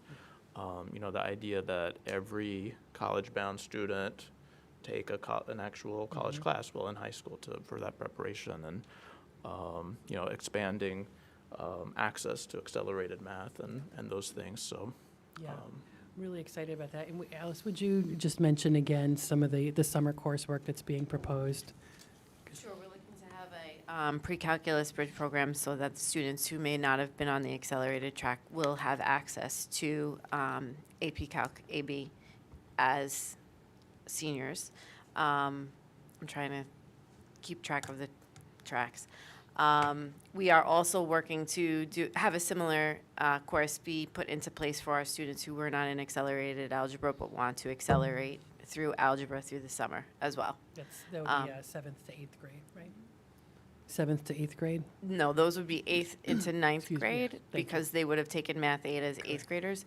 The other summer programs are really more in terms of helping students along who may not have been successful in their first try at earth science, for example. And then, of course, we have our other summer programs like Summer Stars, but that's certainly not going to get you college credit because you're going to be an elementary student. And then the courses that we're looking to get college credit was the pre-calculus, astronomy. So Sorry, I should have prepped you for this, that's okay. putting you on the spot. There are pre-calculus opportunities for college credit. Whether that will be something that is considered for this coming summer remains to be seen. And we also have to solidify a partnership in order to say for sure that astronomy in this coming year would be offering college credit. However, the goal is aspirationally to have those opportunities available for students in both of those areas. But, you know, there are mechanisms and pathways that you have to go through with partnering with the universities to make sure that that can happen. There's a syllabus review. There is sometimes, especially with Syracuse, and I don't think that in either of these cases we're looking at SUPA, but criteria in order for the teacher who's teaching it to be considered an adjunct, my apologies. So yeah, it is on the horizon. I can't say exactly when we'll get there, but yes. Another thing that jumped out at me, because we had discussed this at the board retreat, trying to get every student to be involved in some sort of extracurricular activity. So to hear that, you know, at least the initial survey, you know, we're moving towards measuring that and then yeah, that's great. The only other thing I wanted to add was just, I'm grateful that you had the opportunity, the way you framed the excellence conversations, you know, with the staff and members of the school district and then the parents, because we've talked over the last couple of years about reconnecting with people because of the busyness of the years right before COVID and then, you know, with the bond and everything, and then COVID happening, and we felt so separate and disenfranchised that I think, you know, coming together around a topic like that is so connected to why we're here on a day-to-day basis and what our strategic plan goals are, and something that resonates for all people in the district, inside and outside of the school.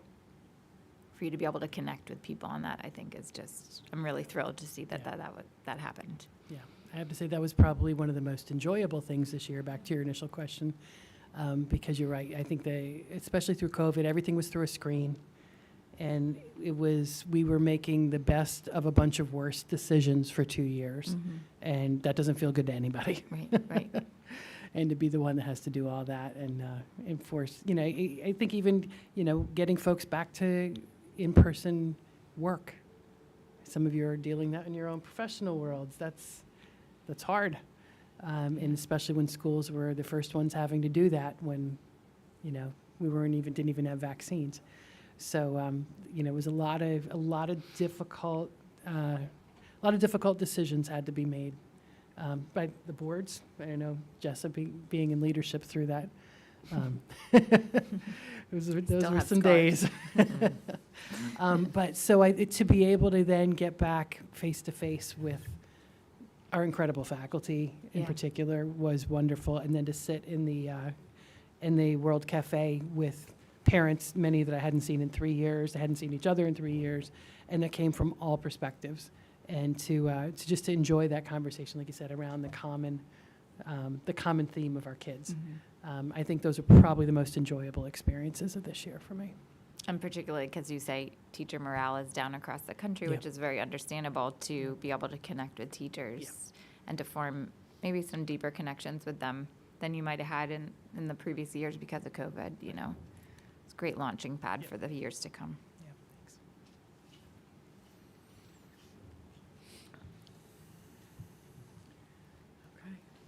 thanks. Okay. And I guess I would say, you know, just kind of this is a great place to land, because I think other than the high school work session next time, the bulk of our meetings are going to be dominated by this third goal going forward as we head into budget season. So thank you very much. As I said, I'll be sending this home to the board and look forward to further conversation. And let me say too, I just want to thank Tracy and Alice and Jim and Steve for their partnership and leadership around this, because none of this happens alone. So having a strong team by your side makes a difference. So thanks to them. Thank you. Okay, Board of Education Committee reports. So on Friday, we had a community outreach and advocacy meeting. The main goal of the meeting was to discuss something that we'll touch on in our next section in the financial reports and motions, so I'll leave it there. But we also kind of had a recap of the World Cafe, since many of our committee members were participants in that, to digest that and think about how the experience of that could inform other community engagement, and more to come on that, and the structure of our board coffees. Hopefully by our next business meeting, we'll be able to formulate what our plan is moving forward. And we got an update from our advocacy committee, and spent some real time on the RFP proposals for the communication audit, which we'll table that till it's spot on the agenda. We have a finance committee meeting as well, too. That's right, Were there just any this morning. others? Do you want to go first? Okay. We had a finance committee meeting this morning. Can you hear me? Yep. It's hard to tell. Okay. And the idea was to talk through the entry into budget season primarily. So we started talking about the budget development process and went through an overview of that process. We looked at a very rough draft of a preliminary budget, so I think it's important to say that this is not anything that will be recognizable, I would say, Jim, in a couple of weeks. So, but it is the kind of the first take of revenues and expenditures and how that looks and what the business office is thinking about in terms of next steps. So what it did include was some basic assumptions around salaries and benefits, but it did not include changes to facilities, transportation, any new staffing under consideration, and no state aids runs have been communicated yet. So again, very, very top level. We also discussed the conceptual use of fund balance and reserves and related budgeting strategy, as that ties directly to a couple of key capital projects. So, for example, we discussed the ability to use available reserves for projects like HVAC units or playgrounds. And the business team is going to come back to us with some recommendations on that we can discuss as a committee and then bring to the board as a recommendation at our next board meeting, or February board meeting. Right. We also talked about something that we're going to be voting on a first step on tonight, and that's a senior citizen tax exemption. This is not something I have seen before in my time on the board, but we reviewed information that was provided by the town assessor for proposed senior citizen tax exemption that is under consideration. So there's nothing that's been finalized. So what we're going to be asked to vote on tonight is just a motion to issue a public notice of a public hearing on the matter. So that's the first step tonight, and then there'll be more information forthcoming on the public hearing, and we'll discuss it at our meeting on February 15th. And how would that work? I don't have a lot lot of details Oh, yet okay. at the moment, but Jim can probably talk a little bit more about it. I can do it now if you'd like. So there is currently a senior, some senior relief. It's based on income. Last time, there was a change in the income rate, or the resident income rate was 2009, based on information from our assessor. What's a senior, by the way? What age? I'll have to look at that. I believe it's. I think it said it in his letter. I think It it did. said I'd have 65. I think it's 65. Yeah. It's still 65. I believe so. Okay. But as you look at that, the income level has not changed since 2009, of course. Many other things have in that time period. So the number of people that are able to participate and be able to be granted some relief through this program has dropped through the years. There's recent legislation that took effect in Westchester County that provides the ability to increase that income level.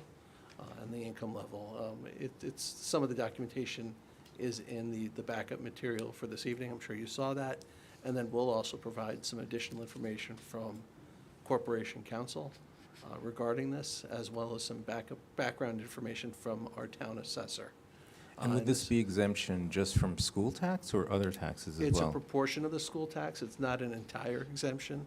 And then also, say you have a senior who has a child in the school, they're not eligible for the exemption, so you'd have to be a senior with a certain income limit without children in the school. And every taxing jurisdiction has to take separate action. So, Okay. so the town has had similar legislation. The Village of Pelham has had similar legislation. I don't think the Village of Pelham Manor has, but the town assessor reached out to us all about this new legislation and an adjustment of these exemption income limit levels. Right.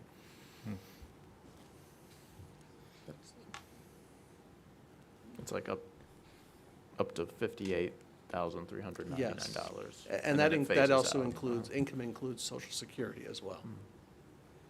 So.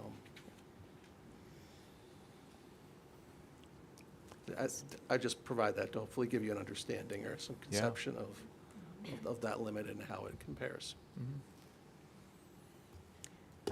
So again, we are not voting on any action at this time, just voting on the notification of a public hearing. Could we vote against it? Yes. Ultimately, yeah. Wow. Wow.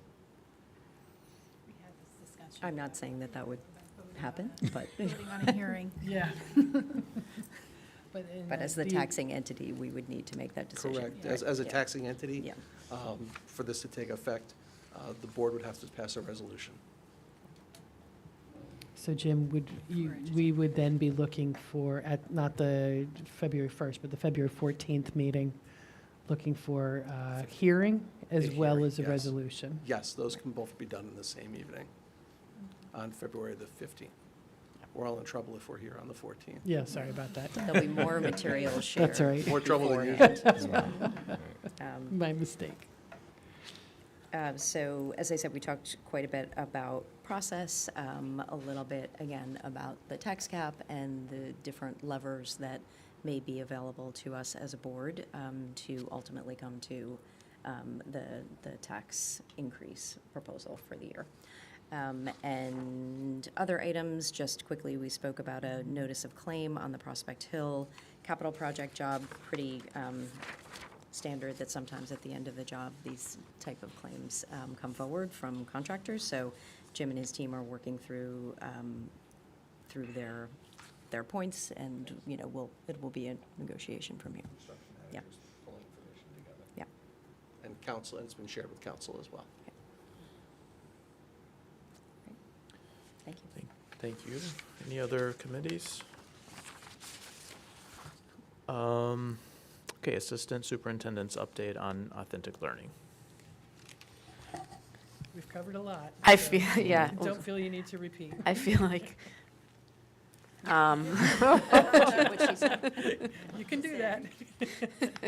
however, in addition to what we just saw, which does highlight a lot of the work that has been done from the Teaching and Learning Office and the various department leaders and teachers throughout the district, I do want to highlight a few things that are coming up, which are, it seems that that week of February 13th is a very, very, very busy week here in Pelham.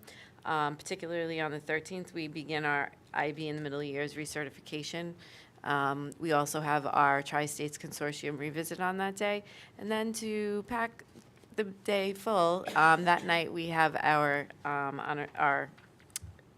instructional, can't remember the Honor Society inductions that evening.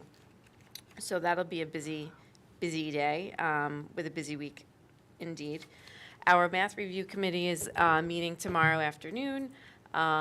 They will be talking about the elementary update on programs. They'll be talking about, of course, secondary updates and programs, screenings and assessments. Yesterday, I know I'm jumping around a little bit, but yesterday we had a brief presentation by NWEA regarding the screeners and benchmarks that they're able to provide, particularly in the secondary level, and more particularly with regard to mathematics and the ability to give us some benchmark data for students in terms of placement into different courses. Once you get into the secondary level, as you know, it's different because each course is encapsulated in its own set of skills, and it's very specific to that year. So some of the universal screeners, like what we see in K-8, really are very difficult to apply when placing a student into a particular course once they've arrived in high school, maybe from outside of the district, but maybe, you know, students whose skills gaps are indicating that we might need to make a placement adjustment for them to give them the proper supports to fill those gaps, but it's particular to a course. So I'm thinking algebra, for example. One of the things that NWEA provides is an opportunity for us to do that with course specifics. The other thing that they provide, that they shared with us yesterday, is the ability to look at, with more specificity, projections in terms of how students would perform on ACTs, SATs, upcoming assessments, and if they're in the 3 to 8 range where they'd be taking those assessments. But we are looking to schedule a more in-depth meeting with the folks from NWEA in the near future so that we can decide whether or not that's something that we want to adjust. And then looking more long-term on what we want to adopt as far as a screening, a universal screener for the district level going from K2 ultimately through high school, in terms of being able to provide data that would support decisions in terms of supports or enrichment as needed. There will, at the, again, screenings and assessments, professional learning, and again, enrichment and intervention programs that are going to be available to students. The topic of academic honesty is going to be important, and as we've mentioned throughout the fall, it's something that became critically important throughout the pandemic, and Dr. Callahan does a great job of explaining how it's much easier to identify voice or someone else's voice in a piece of writing, whereas my voice isn't really loudly heard when I'm giving you the explanation for how I came to the answer to a multi-step mathematics problem. And then, of course, the folks who are part of the math review committee are going to be able to make plans and how they're going to move ahead throughout the spring. We have started our mid-year benchmark, and I know that it sounds as though when we say we'll get that data to you in mid-March, it's certainly not in the middle of the year. However, when you are looking at providing the assessments to students, as you get down into the primary grades, the students require a lot more one-on-one assistance, which makes it so that each of the different assessments that we give them takes longer. And also, when we're doing running records, that also is a very labor-intensive, time-consuming process, but does yield a lot of really great information, both in terms of data that we can use to drive instruction, but also helping teachers to really get to know their readers in the room so that they can make better teacher moves on the fly and also as part of their core instructional decisions moving on. So once we have that data in, the day that that data is going to be finished, collected, guaranteed, is quite ironically Pi Day. So somewhere between Pi Day and St. Patrick's Day, I will be looking at what we have and meeting with our interventionists. At that point, we will be making decisions to exit students from AIS in the elementary and middle schools and pick up any kids who, by virtue of the mid-year assessments, are in need of more supports. So we're looking towards seeing some changes over the spring, and from the information that I'm getting from my interventionists who I met with this afternoon with bright smiles, they're seeing a lot of growth. They're seeing a lot of growth since the beginning of the school year, which is exciting. That's great. Great way to end a report. Great. Any comments or questions? Okay. Assistant Superintendent's update on the whole child. Good evening. I can't top that. That's hard. You Sorry. did so well. Okay. So I've been sharing throughout the reports that we have a lot of ICT consulting work that's been going on this year. It continues. Our consultant met with our elementary team last Friday. She does observations of the co-teach classes so she could see how we're implementing best practices, and then meets with the teachers for individual coaching, the teams after. There's 2 remaining coaching visits at the elementary level. She'll be here again September 2nd, and the last visit will be in March. And actually, the secondary co-teaching consultant was here today. Dr. Ribeiro, Mr. Lau, and I have been planning for the start of annual review season, which will begin after February break. Today, we held a joint department meeting with elementary and secondary staff, and I was able to review with all staff members, related service providers, psychologists, our basic members of the CSE team, what our best practices and procedures will be to get ready for that. Parents and guardians should expect a letter coming from my office shortly about what they can expect from the annual review season, especially as far as meeting planning. We will continue virtual meetings, but parents will always have the choice to request in-person meetings if they like to meet in person, so we will accommodate that. Virtual meetings seem to be convenient for many parents, as they can utilize their lunch hour or not spend travel time. But we will accommodate both ways people would like to meet. Just something also important to note is standard practice. All eighth grade students and older will be invited to their annual review meetings. We're required to do so and invite them under separate invite. But it's really important because by this point of their academic journey, they're really active members of the CSE team. So we're excited to have them present. They're usually pretty vocal and involved when they want to talk about their planning. Under wellness, as Ms. DiDomenico mentioned, we had our third wellness committee meeting yesterday. So we had, by this point, broken down into subcommittees, and they're based on particular goal areas that we had identified in our first wellness committee meeting. They met to continue to further define their action plans per subcommittee, we are excited about that work. We're meeting again in March, so between now and March, we really hope that the subcommittees will dig into their action steps so we can move some of the goal areas forward. If you recall, some of the subcommittees are related to staff wellness, policy review, which we're required to do. We're required to update the wellness policy every 3 years, peer mentoring, SEL benchmarking, and updating our needs assessment. As Dr. Champ touched upon, Pelham, along with a number of other Westchester schools, are participating in a professional development through BOCES and an organization called TIG, which is the Consortium for Trauma, Illness, and Grief in Schools. We were allowed all districts were allowed 3 participants through per district. So myself, along with Dr. DeSoy and Dr. Hergenrother, so we have elementary and secondary representation, are part of these series of professional developments that have been planned throughout the year. We went to one last week, which was focused on best practices for suicide assessment, risk, and intervention.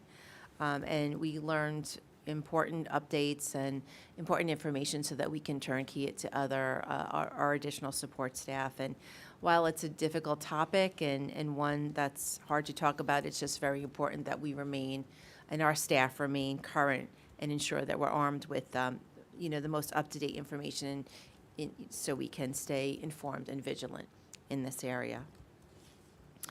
The counseling department had a pretty busy week last week. I had the pleasure of attending the junior college planning meeting that was held in person in the in the high school auditorium. So Mr. Farrell, our director of school counseling, and the high school counseling staff was there, along with a panel of college speakers. So we had admission counselors from NYU, CUNY Hunter, SUNY Binghamton, Iona, and Skidmore. They, as part of their panel, looked at mock transcripts and student profiles and provided insight on how they assess that information as admission counselors to give some insight to our parents and students. Students and parents had the opportunity to ask questions and then left to attend breakout sessions on various topics. I stayed, for example, for the breakout session with Skidmore on the college essay, which is always informative and I think gives a lot of angst for students. As Dr. Champ also mentioned, parents and guardians are going to be getting information about the pick a date for junior conferences. Again, these are conferences that are meant to be in person with students and their parents and guardians, but can be virtual. And that's to further talk about the college and post-secondary planning process. Also on Thursday of last week, I also attended the 8th to 9th grade transition night, which again was held in person in the high school auditorium. So 9th grade counselor, Mr. Uvain, did an excellent job providing information to our rising 9th graders and their families and guardians on how what they can expect for the transition to high school and kind of what is the timeline and how to prepare. And he provided information on things ranging from a typical 9th grade schedule, what are sort of the mandatory 22 credits that you need for 22.5 in Pelham for high school graduation. And he also talked about how to get involved in the high school culture via sports and clubs. And also talked about exploring interests through electives to help you find connections to what resonates with you as far as making planning for your post-secondary experience. There was a panel of current ninth graders that were there to answer questions on topics that varied from homework to time management, as well as the final question is, what is the best advice you can give to your rising ninth graders? They were amazing. They were an incredible group of individuals, and it was so important to be part of that with them and hear what they had to say. Mr. Uvain also highlighted the fact in February, counselors will be pushing in to talk to eighth graders about their elective courses for ninth grade. Also, eighth graders make a field trip up to the high school to also get a bird's eye view and meet with counselors. In March and April, parents will review their course selections. So that's on the horizon. And of course, he mentioned we will have freshman orientation in August, again this year, for our rising ninth graders. In regards to nursing, our high school and middle school nurse will be attending a conference that will be for school nurses only on January 26th, which will focus on adolescent substance abuse and mental health issues. Also, as Dr. Champ mentioned, in light of the recent event in New Rochelle, we have been discussing our Narcan policy. I'm meeting with the nurses tomorrow. That's one of our agenda items. Again, what's good is that we do have a Narcan policy. Some districts do not. Our high school and middle school nurses have the Narcan in their go bags, but we'll be talking about additional locations where we can store, we do have additional supply of Narcan. So where those will be stored and how to store them. Would we store them near the AEDs, in the AEDs, in breakaway boxes with the AEDs? So we will be talking about that. And as we highlighted, in addition to the nurses being trained, we have safety monitors and administrators that have been trained in Narcan administration. So, and the last point in terms of nursing, our COVID cases continue to be low. Flu cases across the county continue to be low. So that's good news. So we could all stay present and be in school. That's it. Thank you. Great. Also, great way to end the Yes. report with some positive news. That was good ending. Yes, All right, thanks. Jim, you gotta end with another positive. End with only good news tonight.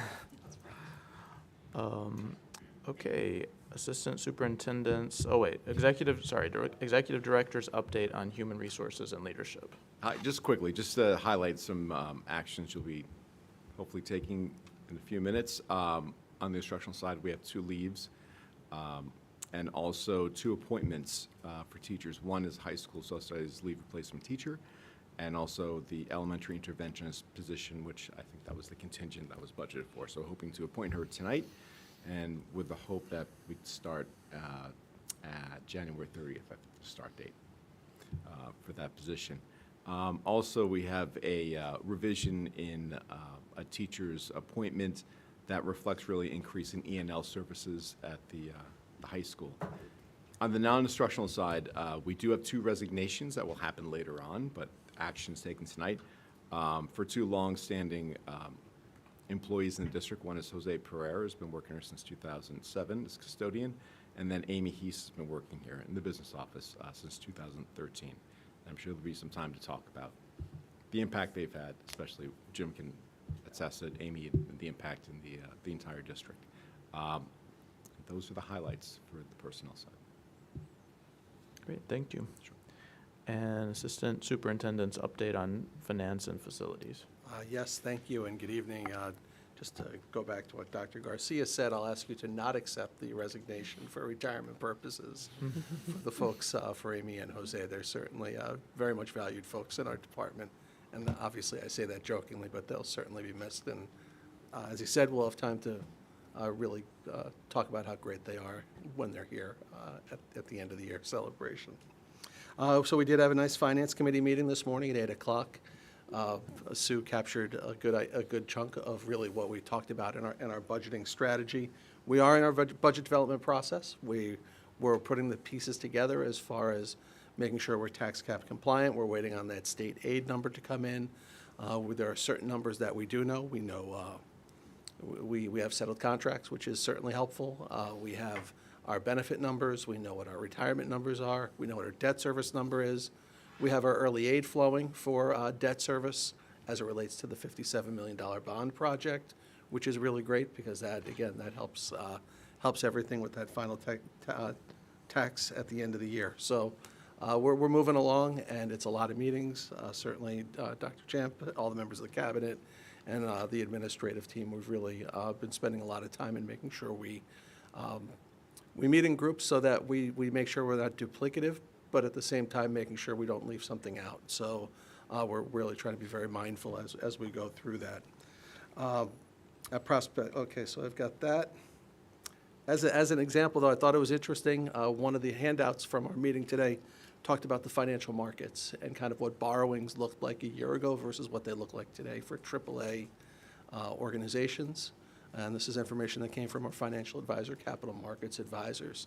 And on one-year notes, you're looking at about it's about 2. On one-year notes, about 2% more to borrow. And on 20-year notes, it's about the same, about 2% more to borrow. So it's really an indication of what's been happening in an interest rate environment. We are seeing those interest rates. We're seeing our costs increase with those interest rates, too. I think anybody who goes to the grocery store certainly has felt that. With that, our treasurer's report this evening that you'll be asked to accept. There are just certain things to look at it. On the bottom of our treasurer's report, we have a summary of our holdings, and that's really our interest income. For many years, I would say probably close to a decade, that number has been minimal, but just because the interest rates have just been so low. Right now, as you look at the November treasurer's report, with NICLAS, as you'll see, we had an overnight rate of about 3.49%. More recently, we're on an overnight rate of over 4% on an overnight rate. On a durational purpose, as we look out a little bit longer, actually it doesn't get any better. But at the same time, those are things that we're looking at, and we'll see the benefit of that, which is great, and those are things that will be factored in as part of the budget. But I also want to be mindful and share with you other things increase too. Transportation, utilities, and those things that are commodity-based. So we see a little bit of it on both sides. But we're recognizing it, and we're searching for that yield. And that's really good. It's good news for the budget and moving forward. Certainly, it's something we all have to manage organizationally here and in our own lives. One of the other items on tonight's treasurer's report is the long-range plan. This is a long-range plan that we update every year. We present it before the board. We shared it with the Finance Committee at the December meeting. And as you look at it, this year is a little bit different because we really provided 2 different scenarios. I provided 2 different scenarios. And I think the reason I presented it in 2 separate scenarios is the assumptions are very similar, except one key assumption is the sustainability of our state aid. And the purpose of my pause in that state aid is currently we're in a very good position with state aid. The state is bringing us up to our formulaic level that they've failed to provide us with for many years. We've been really around that 50% mark. And it looks like we're going to get to that level that we're supposed to be, that 100%. However, that aid right now is supported with federal dollars. And a concern certainly we have, and I have, and I've read some state reports from the Office of State Comptroller, is the sustainability of that revenue or of that expense at the state level, and that the state's going to have sufficient revenues to sustain that level of spending. We watch the news, we hear about certain things too. We hear about population decreasing in the state and different costs increasing. So that's where that concern comes in. So as you look at that long-range plan, that's why we see a scenario 1, scenario 2. All of our other assumptions really remain the same. So I just want to kind of point that out, and then that's up on our webpage once it's approved by the board, as we've done with our previous long-range plans. So it's a good exercise to really go through the process and kind of look out what it looks like on a 5-year basis. Can you just give a little bit more color around how people in the community, if they look at this document, how they should think about it. Because is it fair to say that it's probably not useful to look at this and try and project out what tax increases may or may not be? It's probably better looked at to just as a sanity check to ensure that we're not sort of long range kind of falling off a cliff or heading towards a black hole. Thank you. That's a good question, and I think you want to look at it in the second example you provided, and directionally, we want to have an idea if we're headed in the right direction.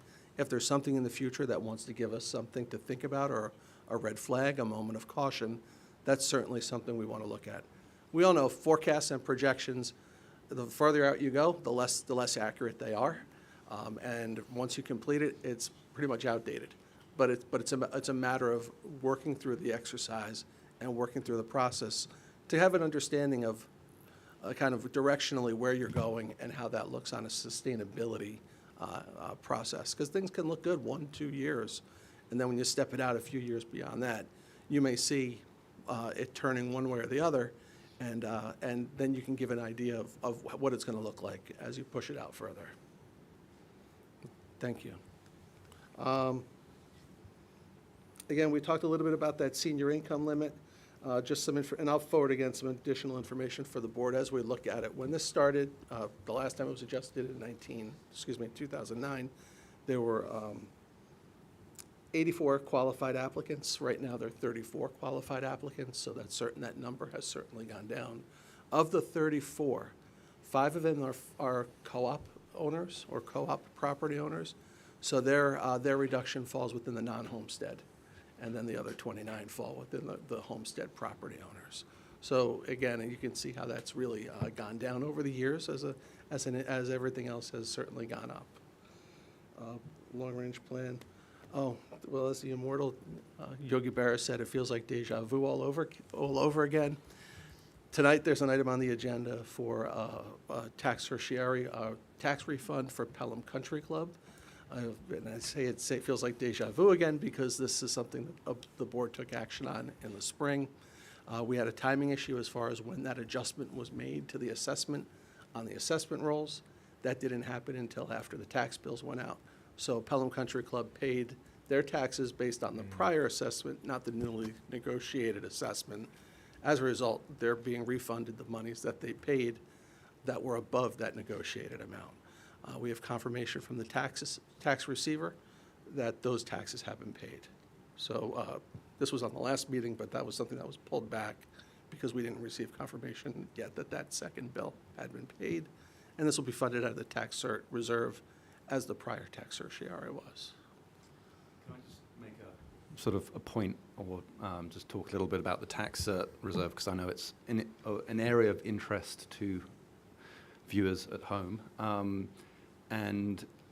Correct me, I'm going to just sort of give a few conceptual numbers, and Sure. Feel free to tell me if I'm wrong, but the total conceptual claims out there right now are $19 million, right? And we have reserved against that a bit over $6.5 million, so about 35%. We have reserved, we have sort of cushion, we have for 35% of those total conceptual claims. But of course, just because someone makes a claim, it doesn't mean that they prevail. And our sort of settlement ratio has historically been around 5%, right? So there's not much in our experience to kind of make us believe that 35% is the right number. So it's probably a bit too high. And as we head into the budgeting season, would you agree it's probably a good idea to revisit that number and adjust it? It's probably not 5%, it's probably not 35%, it's probably somewhere in the middle, and there are various kind of ways in which we can forecast that. But is that a reasonable description of where we are? I think that's a very fair way to describe it. I think as we look at over the years, this is a discussion that happens every year.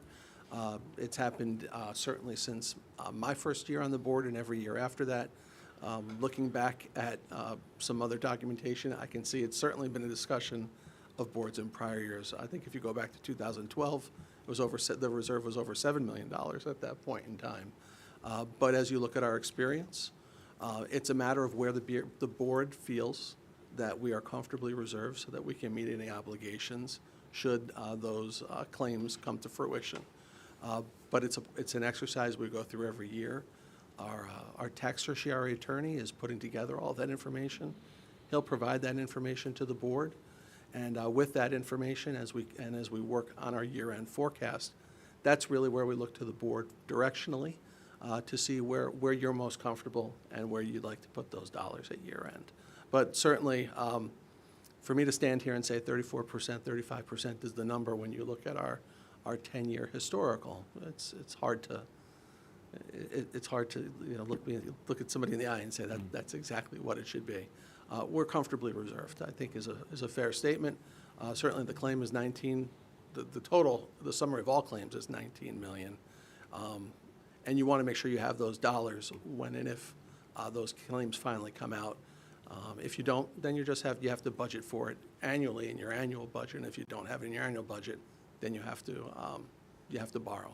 That's something that happened decades ago in Pelham, and I don't think we're in that. I don't think we find ourselves in that danger with this level of reserves.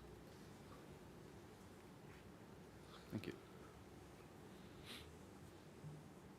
And again, this evening, we just have a couple of items, a notification of some change orders that happened at Prospect Hill and Hutchinson. We have a safety committee meeting tomorrow morning, and we already mentioned the items with our personnel and the folks who want to leave us. And we're certainly very excited for them at the same time. Thank you. Just to go back to the tax cert question. So when would be the right time to discuss like the level during the budget discussions, or? Well, we could talk about some of that during the budget discussion, but really, I think the discussion is part of our year-end forecast. And then you probably remember last year, I think it was at the first meeting in June, we received authorization from the board with levels of fund balances as the year is closed out. And I think the phrase I sometimes say is we ask for wide corridors, that's kind of what we've done. But it's up to amounts that the board provides resolutions for.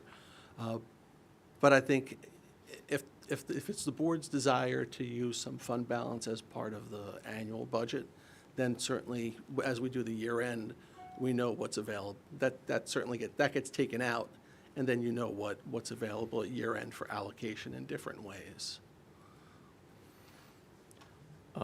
Just going back to the 5-year projection. It's like under scenario 2, if the aid is not, is decreased, then you have like a 1.7 million deficit. Yes. Projected out to 2026. So that's not ending. That's not ending on a positive note. But Everything stayed the same. Well, again, and that's those. Sure. Again, they are based on assumptions. I believe, again, I think it's my responsibility, at least certainly, to provide the board and the organization with what that looks like if it were to happen. If I watch the news, I pick up the newspaper, I listen to colleagues. I'm in the business, right? So we kind of have an idea of what the organization needs. They need tax receipts. They need sales tax. I lived and worked through the Great Recession of 2008, working for a municipality, and the devastating effect that had. So, and I know where those shortfalls came from. So I would just want to be mindful of that, and that's part of just providing that some of that information to you, so you have an idea of what that impact could look like. Yeah, I just, for me personally, like it's, we have to make sure that the district's able to function. We don't want to, at some point in the future, be cutting, the things that make our schools excellent. Right. So I guess just something to think about in terms of, tax cap and all of those things that trickle down into the future. I think you make a great point.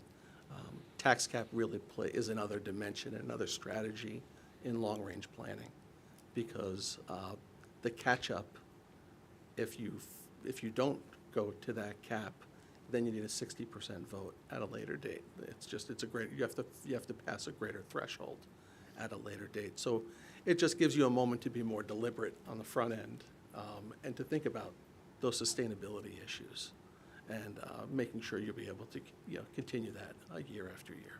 But I think that's a really great point. Okay, my only other question is, in the 5-year plan for 2022-23, adopted budget versus forecast for the interfund transfer debt service capital fund. So the adopted budget has 1.9 million, and we're forecasting not to, that's our debt service fund, right? Correct. So we're forecasting that we won't actually need to. I'd have to look at it, but let Okay. me, if we can, I'd be happy to sit down with you Okay. and walk you right through it. Sure, thank you. I want to make sure of capturing the right number, because we have debt service fund and then transfer to capital, so. Okay. Okay.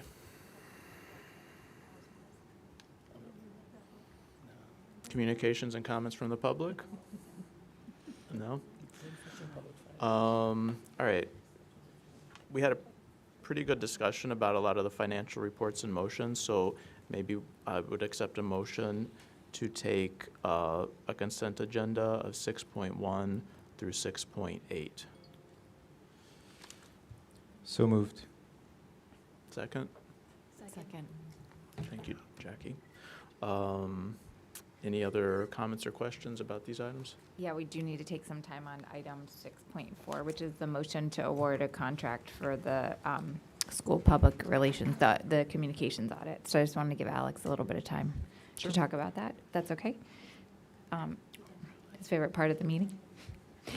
So just to tee it up, as you guys have heard, we have been exploring the concept of a communications audit for now almost a year, a little over a year. And kudos to Alex for being open to this, to seeing value in it, to spending time over the summer to research possible firms, for putting out the RFP, and then meeting with our subcommittee, which Will is on, of our community outreach and advocacy committee, to review the RFPs. And then at our meeting on Friday, the reason why we wanted to ensure that we met before this meeting was to have the RFP, the selected firm from the subcommittee proposed to the larger committee so that we could approve it tonight. So I just wanted to give Alex a little bit of time to elaborate. I know everybody saw the proposal and the background on what we're voting on. And at our last meeting, we approved the funds for this because it was some additional funding. So take it away. Thank you. Yes, I'll try and be quick because it is definitely getting late. So as Ms. DiDomenico alluded to, we're looking to contract with the National School Public Relations Association. They go by NSPRA for short. So they've been around since actually 1935, and they're really the preeminent organization for school public relations in the country.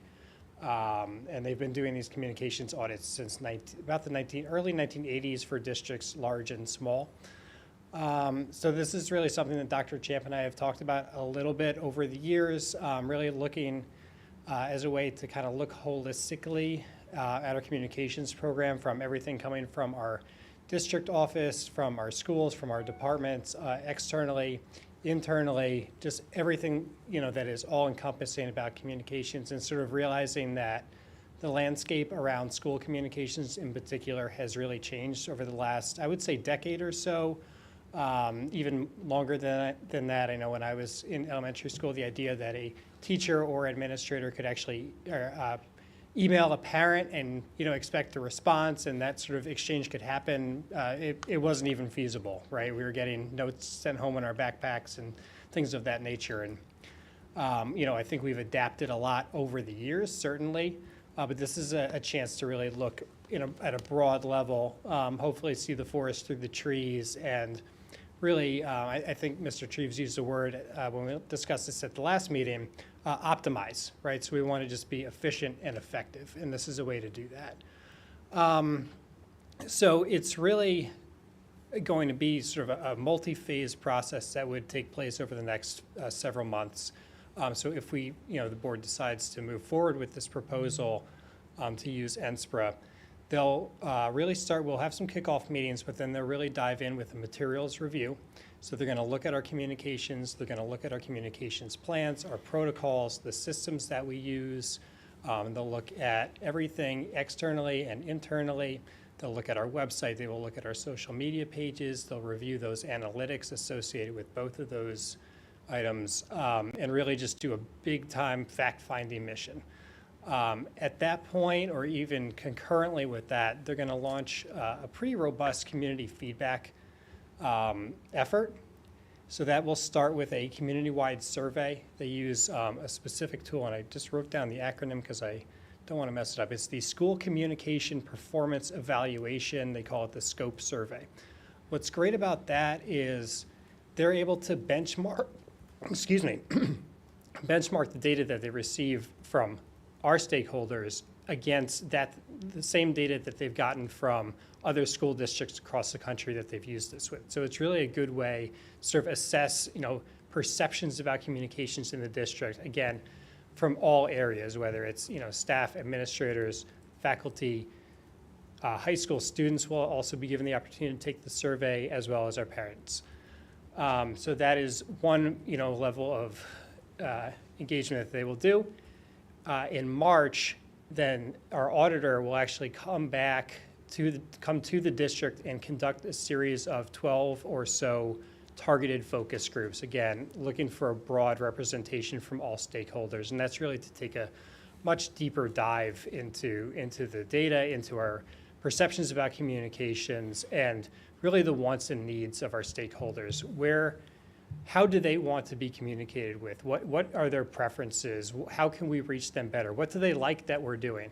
What are some things that we're doing that maybe don't make sense because they're not effective or they're not being read, and we can dedicate our time elsewhere? So they will take a look at all of that, and they'll use sort of their national experience, the experience that they've seen in other school districts, and really take a look at what some of those best practices are and how we can sort of strive to meet them.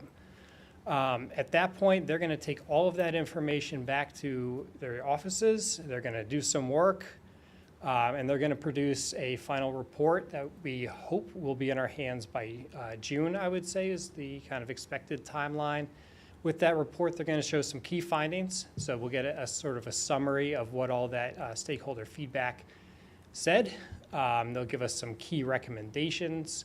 And then with each of those recommendations, really comprehensive list of action steps that we can kind of take, process, and start to implement. Hopefully, some of the low-hanging fruit definitely for the start of next school year, and then over the course of a couple of years, depending on what those items are.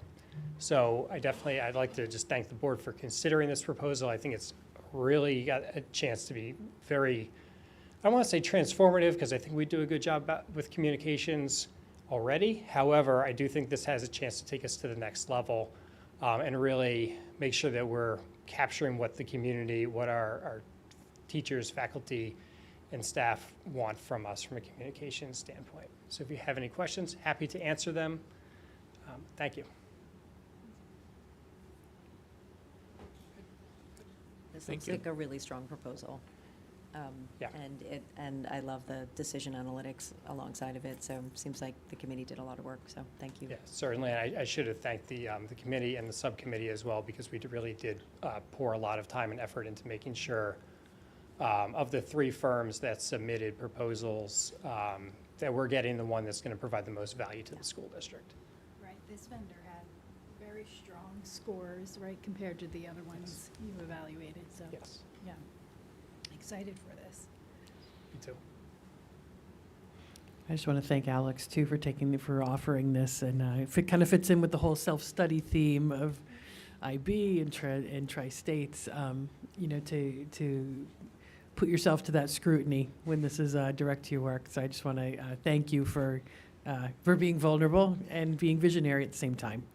I still remember mentioning it to you at one point after a conversation we had. I think this dates back a couple years, and saying, like, I don't want you to take this the wrong way, because I know how hard you're working. I know what a great job you're doing, but the landscape seems to be changing. Then we had COVID thrown in there, and anytime there's anything that goes out from the schools. Everybody talks about communication. It's just an easy default, and so it just feels like a healthy approach to take, just to ensure that we're getting all the great work out in the right ways. Yeah, and I think the timing of it is perfect in that reason, because I think about our communications plans that we talked about before COVID, and then during COVID, we were on the daily 5 o'clock phone call. I think I said it before, Alex became very friendly with my husband because I was he'd be on going to say that speakerphone at 5 we o'clock spoke to every Alex more day. than our husbands for a couple of years.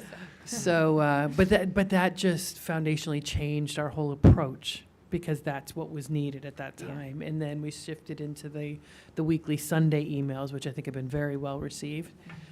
So, but to kind of to that point of like, what's the right way to be really hitting the mark and put our energies there? And if there's legacy practices that need to be let go, then that's great to know. And if there's other areas that we need to explore, then also great to know too. So we're excited for the process as well as the outcome. Sure. Okay. Thank you.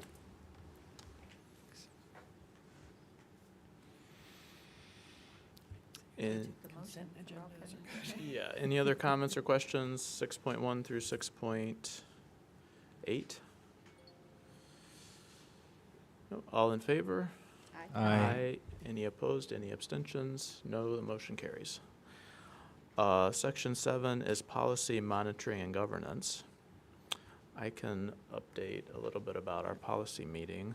The one policy that we have on the agenda is Section 504 grievance procedure.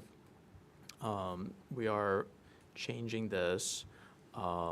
This would be if there was a grievance or an appeal about a 504 plan. And the change is that, similar to how we kind of handle superintendent's hearings, there would, in special education resolution. there would be a hearing officer appointed.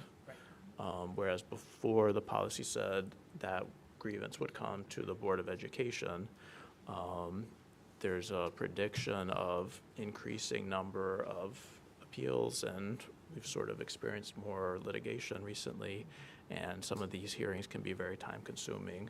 And just to make sure that the level of expertise with the 504 was in place, we thought it would be in the best interest to have the independent hearing officer. Does anybody have questions about that? I'll just add, I know that Tracy went through this thoroughly with legal counsel to get their best recommendation on approach. So thank you for that. I think we're comfortable with this approach. I was going to add that the policy committee also discussed for the second time the transportation policy, which we had sort of mentioned in the past that we would consider, and sort of weighing the costs and benefits, or as I say in medicine, risk, benefits, and alternatives, to making different changes. And we decided to leave the policy the same, but to have planned to update the district website to be very transparent about the policy and sort of set expectations. I guess as a preview of coming attractions, we're going to be talking about Title IX and sex discrimination. There's a safety conditions and programs policy that's being updated, remote instruction. We are going to start talking about staff acceptable use of social media, which I'm sure many corporations are having such a policy, and we're going to consider developing one. Yes. So I think we don't really have to vote on this. This is the first reading of this. Correct. So that's sort of notification, Section 504 grievance procedure, and the changes that are coming to that.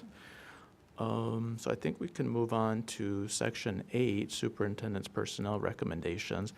And I would accept a motion to do 8.1 through 8.4 as a consent agenda.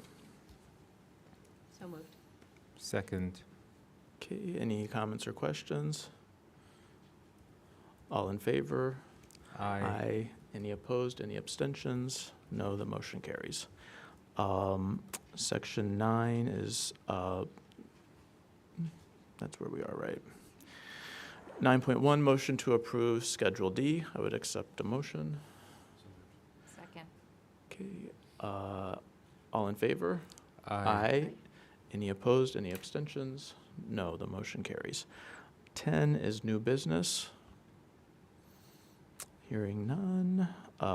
Communications and comments from the public? No. I would accept a motion to adjourn. You're like, let's keep the show on the road. Dr. Mr. President, would you entertain a motion to adjourn? Yes. Do I have a second? Second. All in favor? Aye. Any opposed? Any abstentions? No. We'll end on that positive note. Very good. Like the Thank you. positive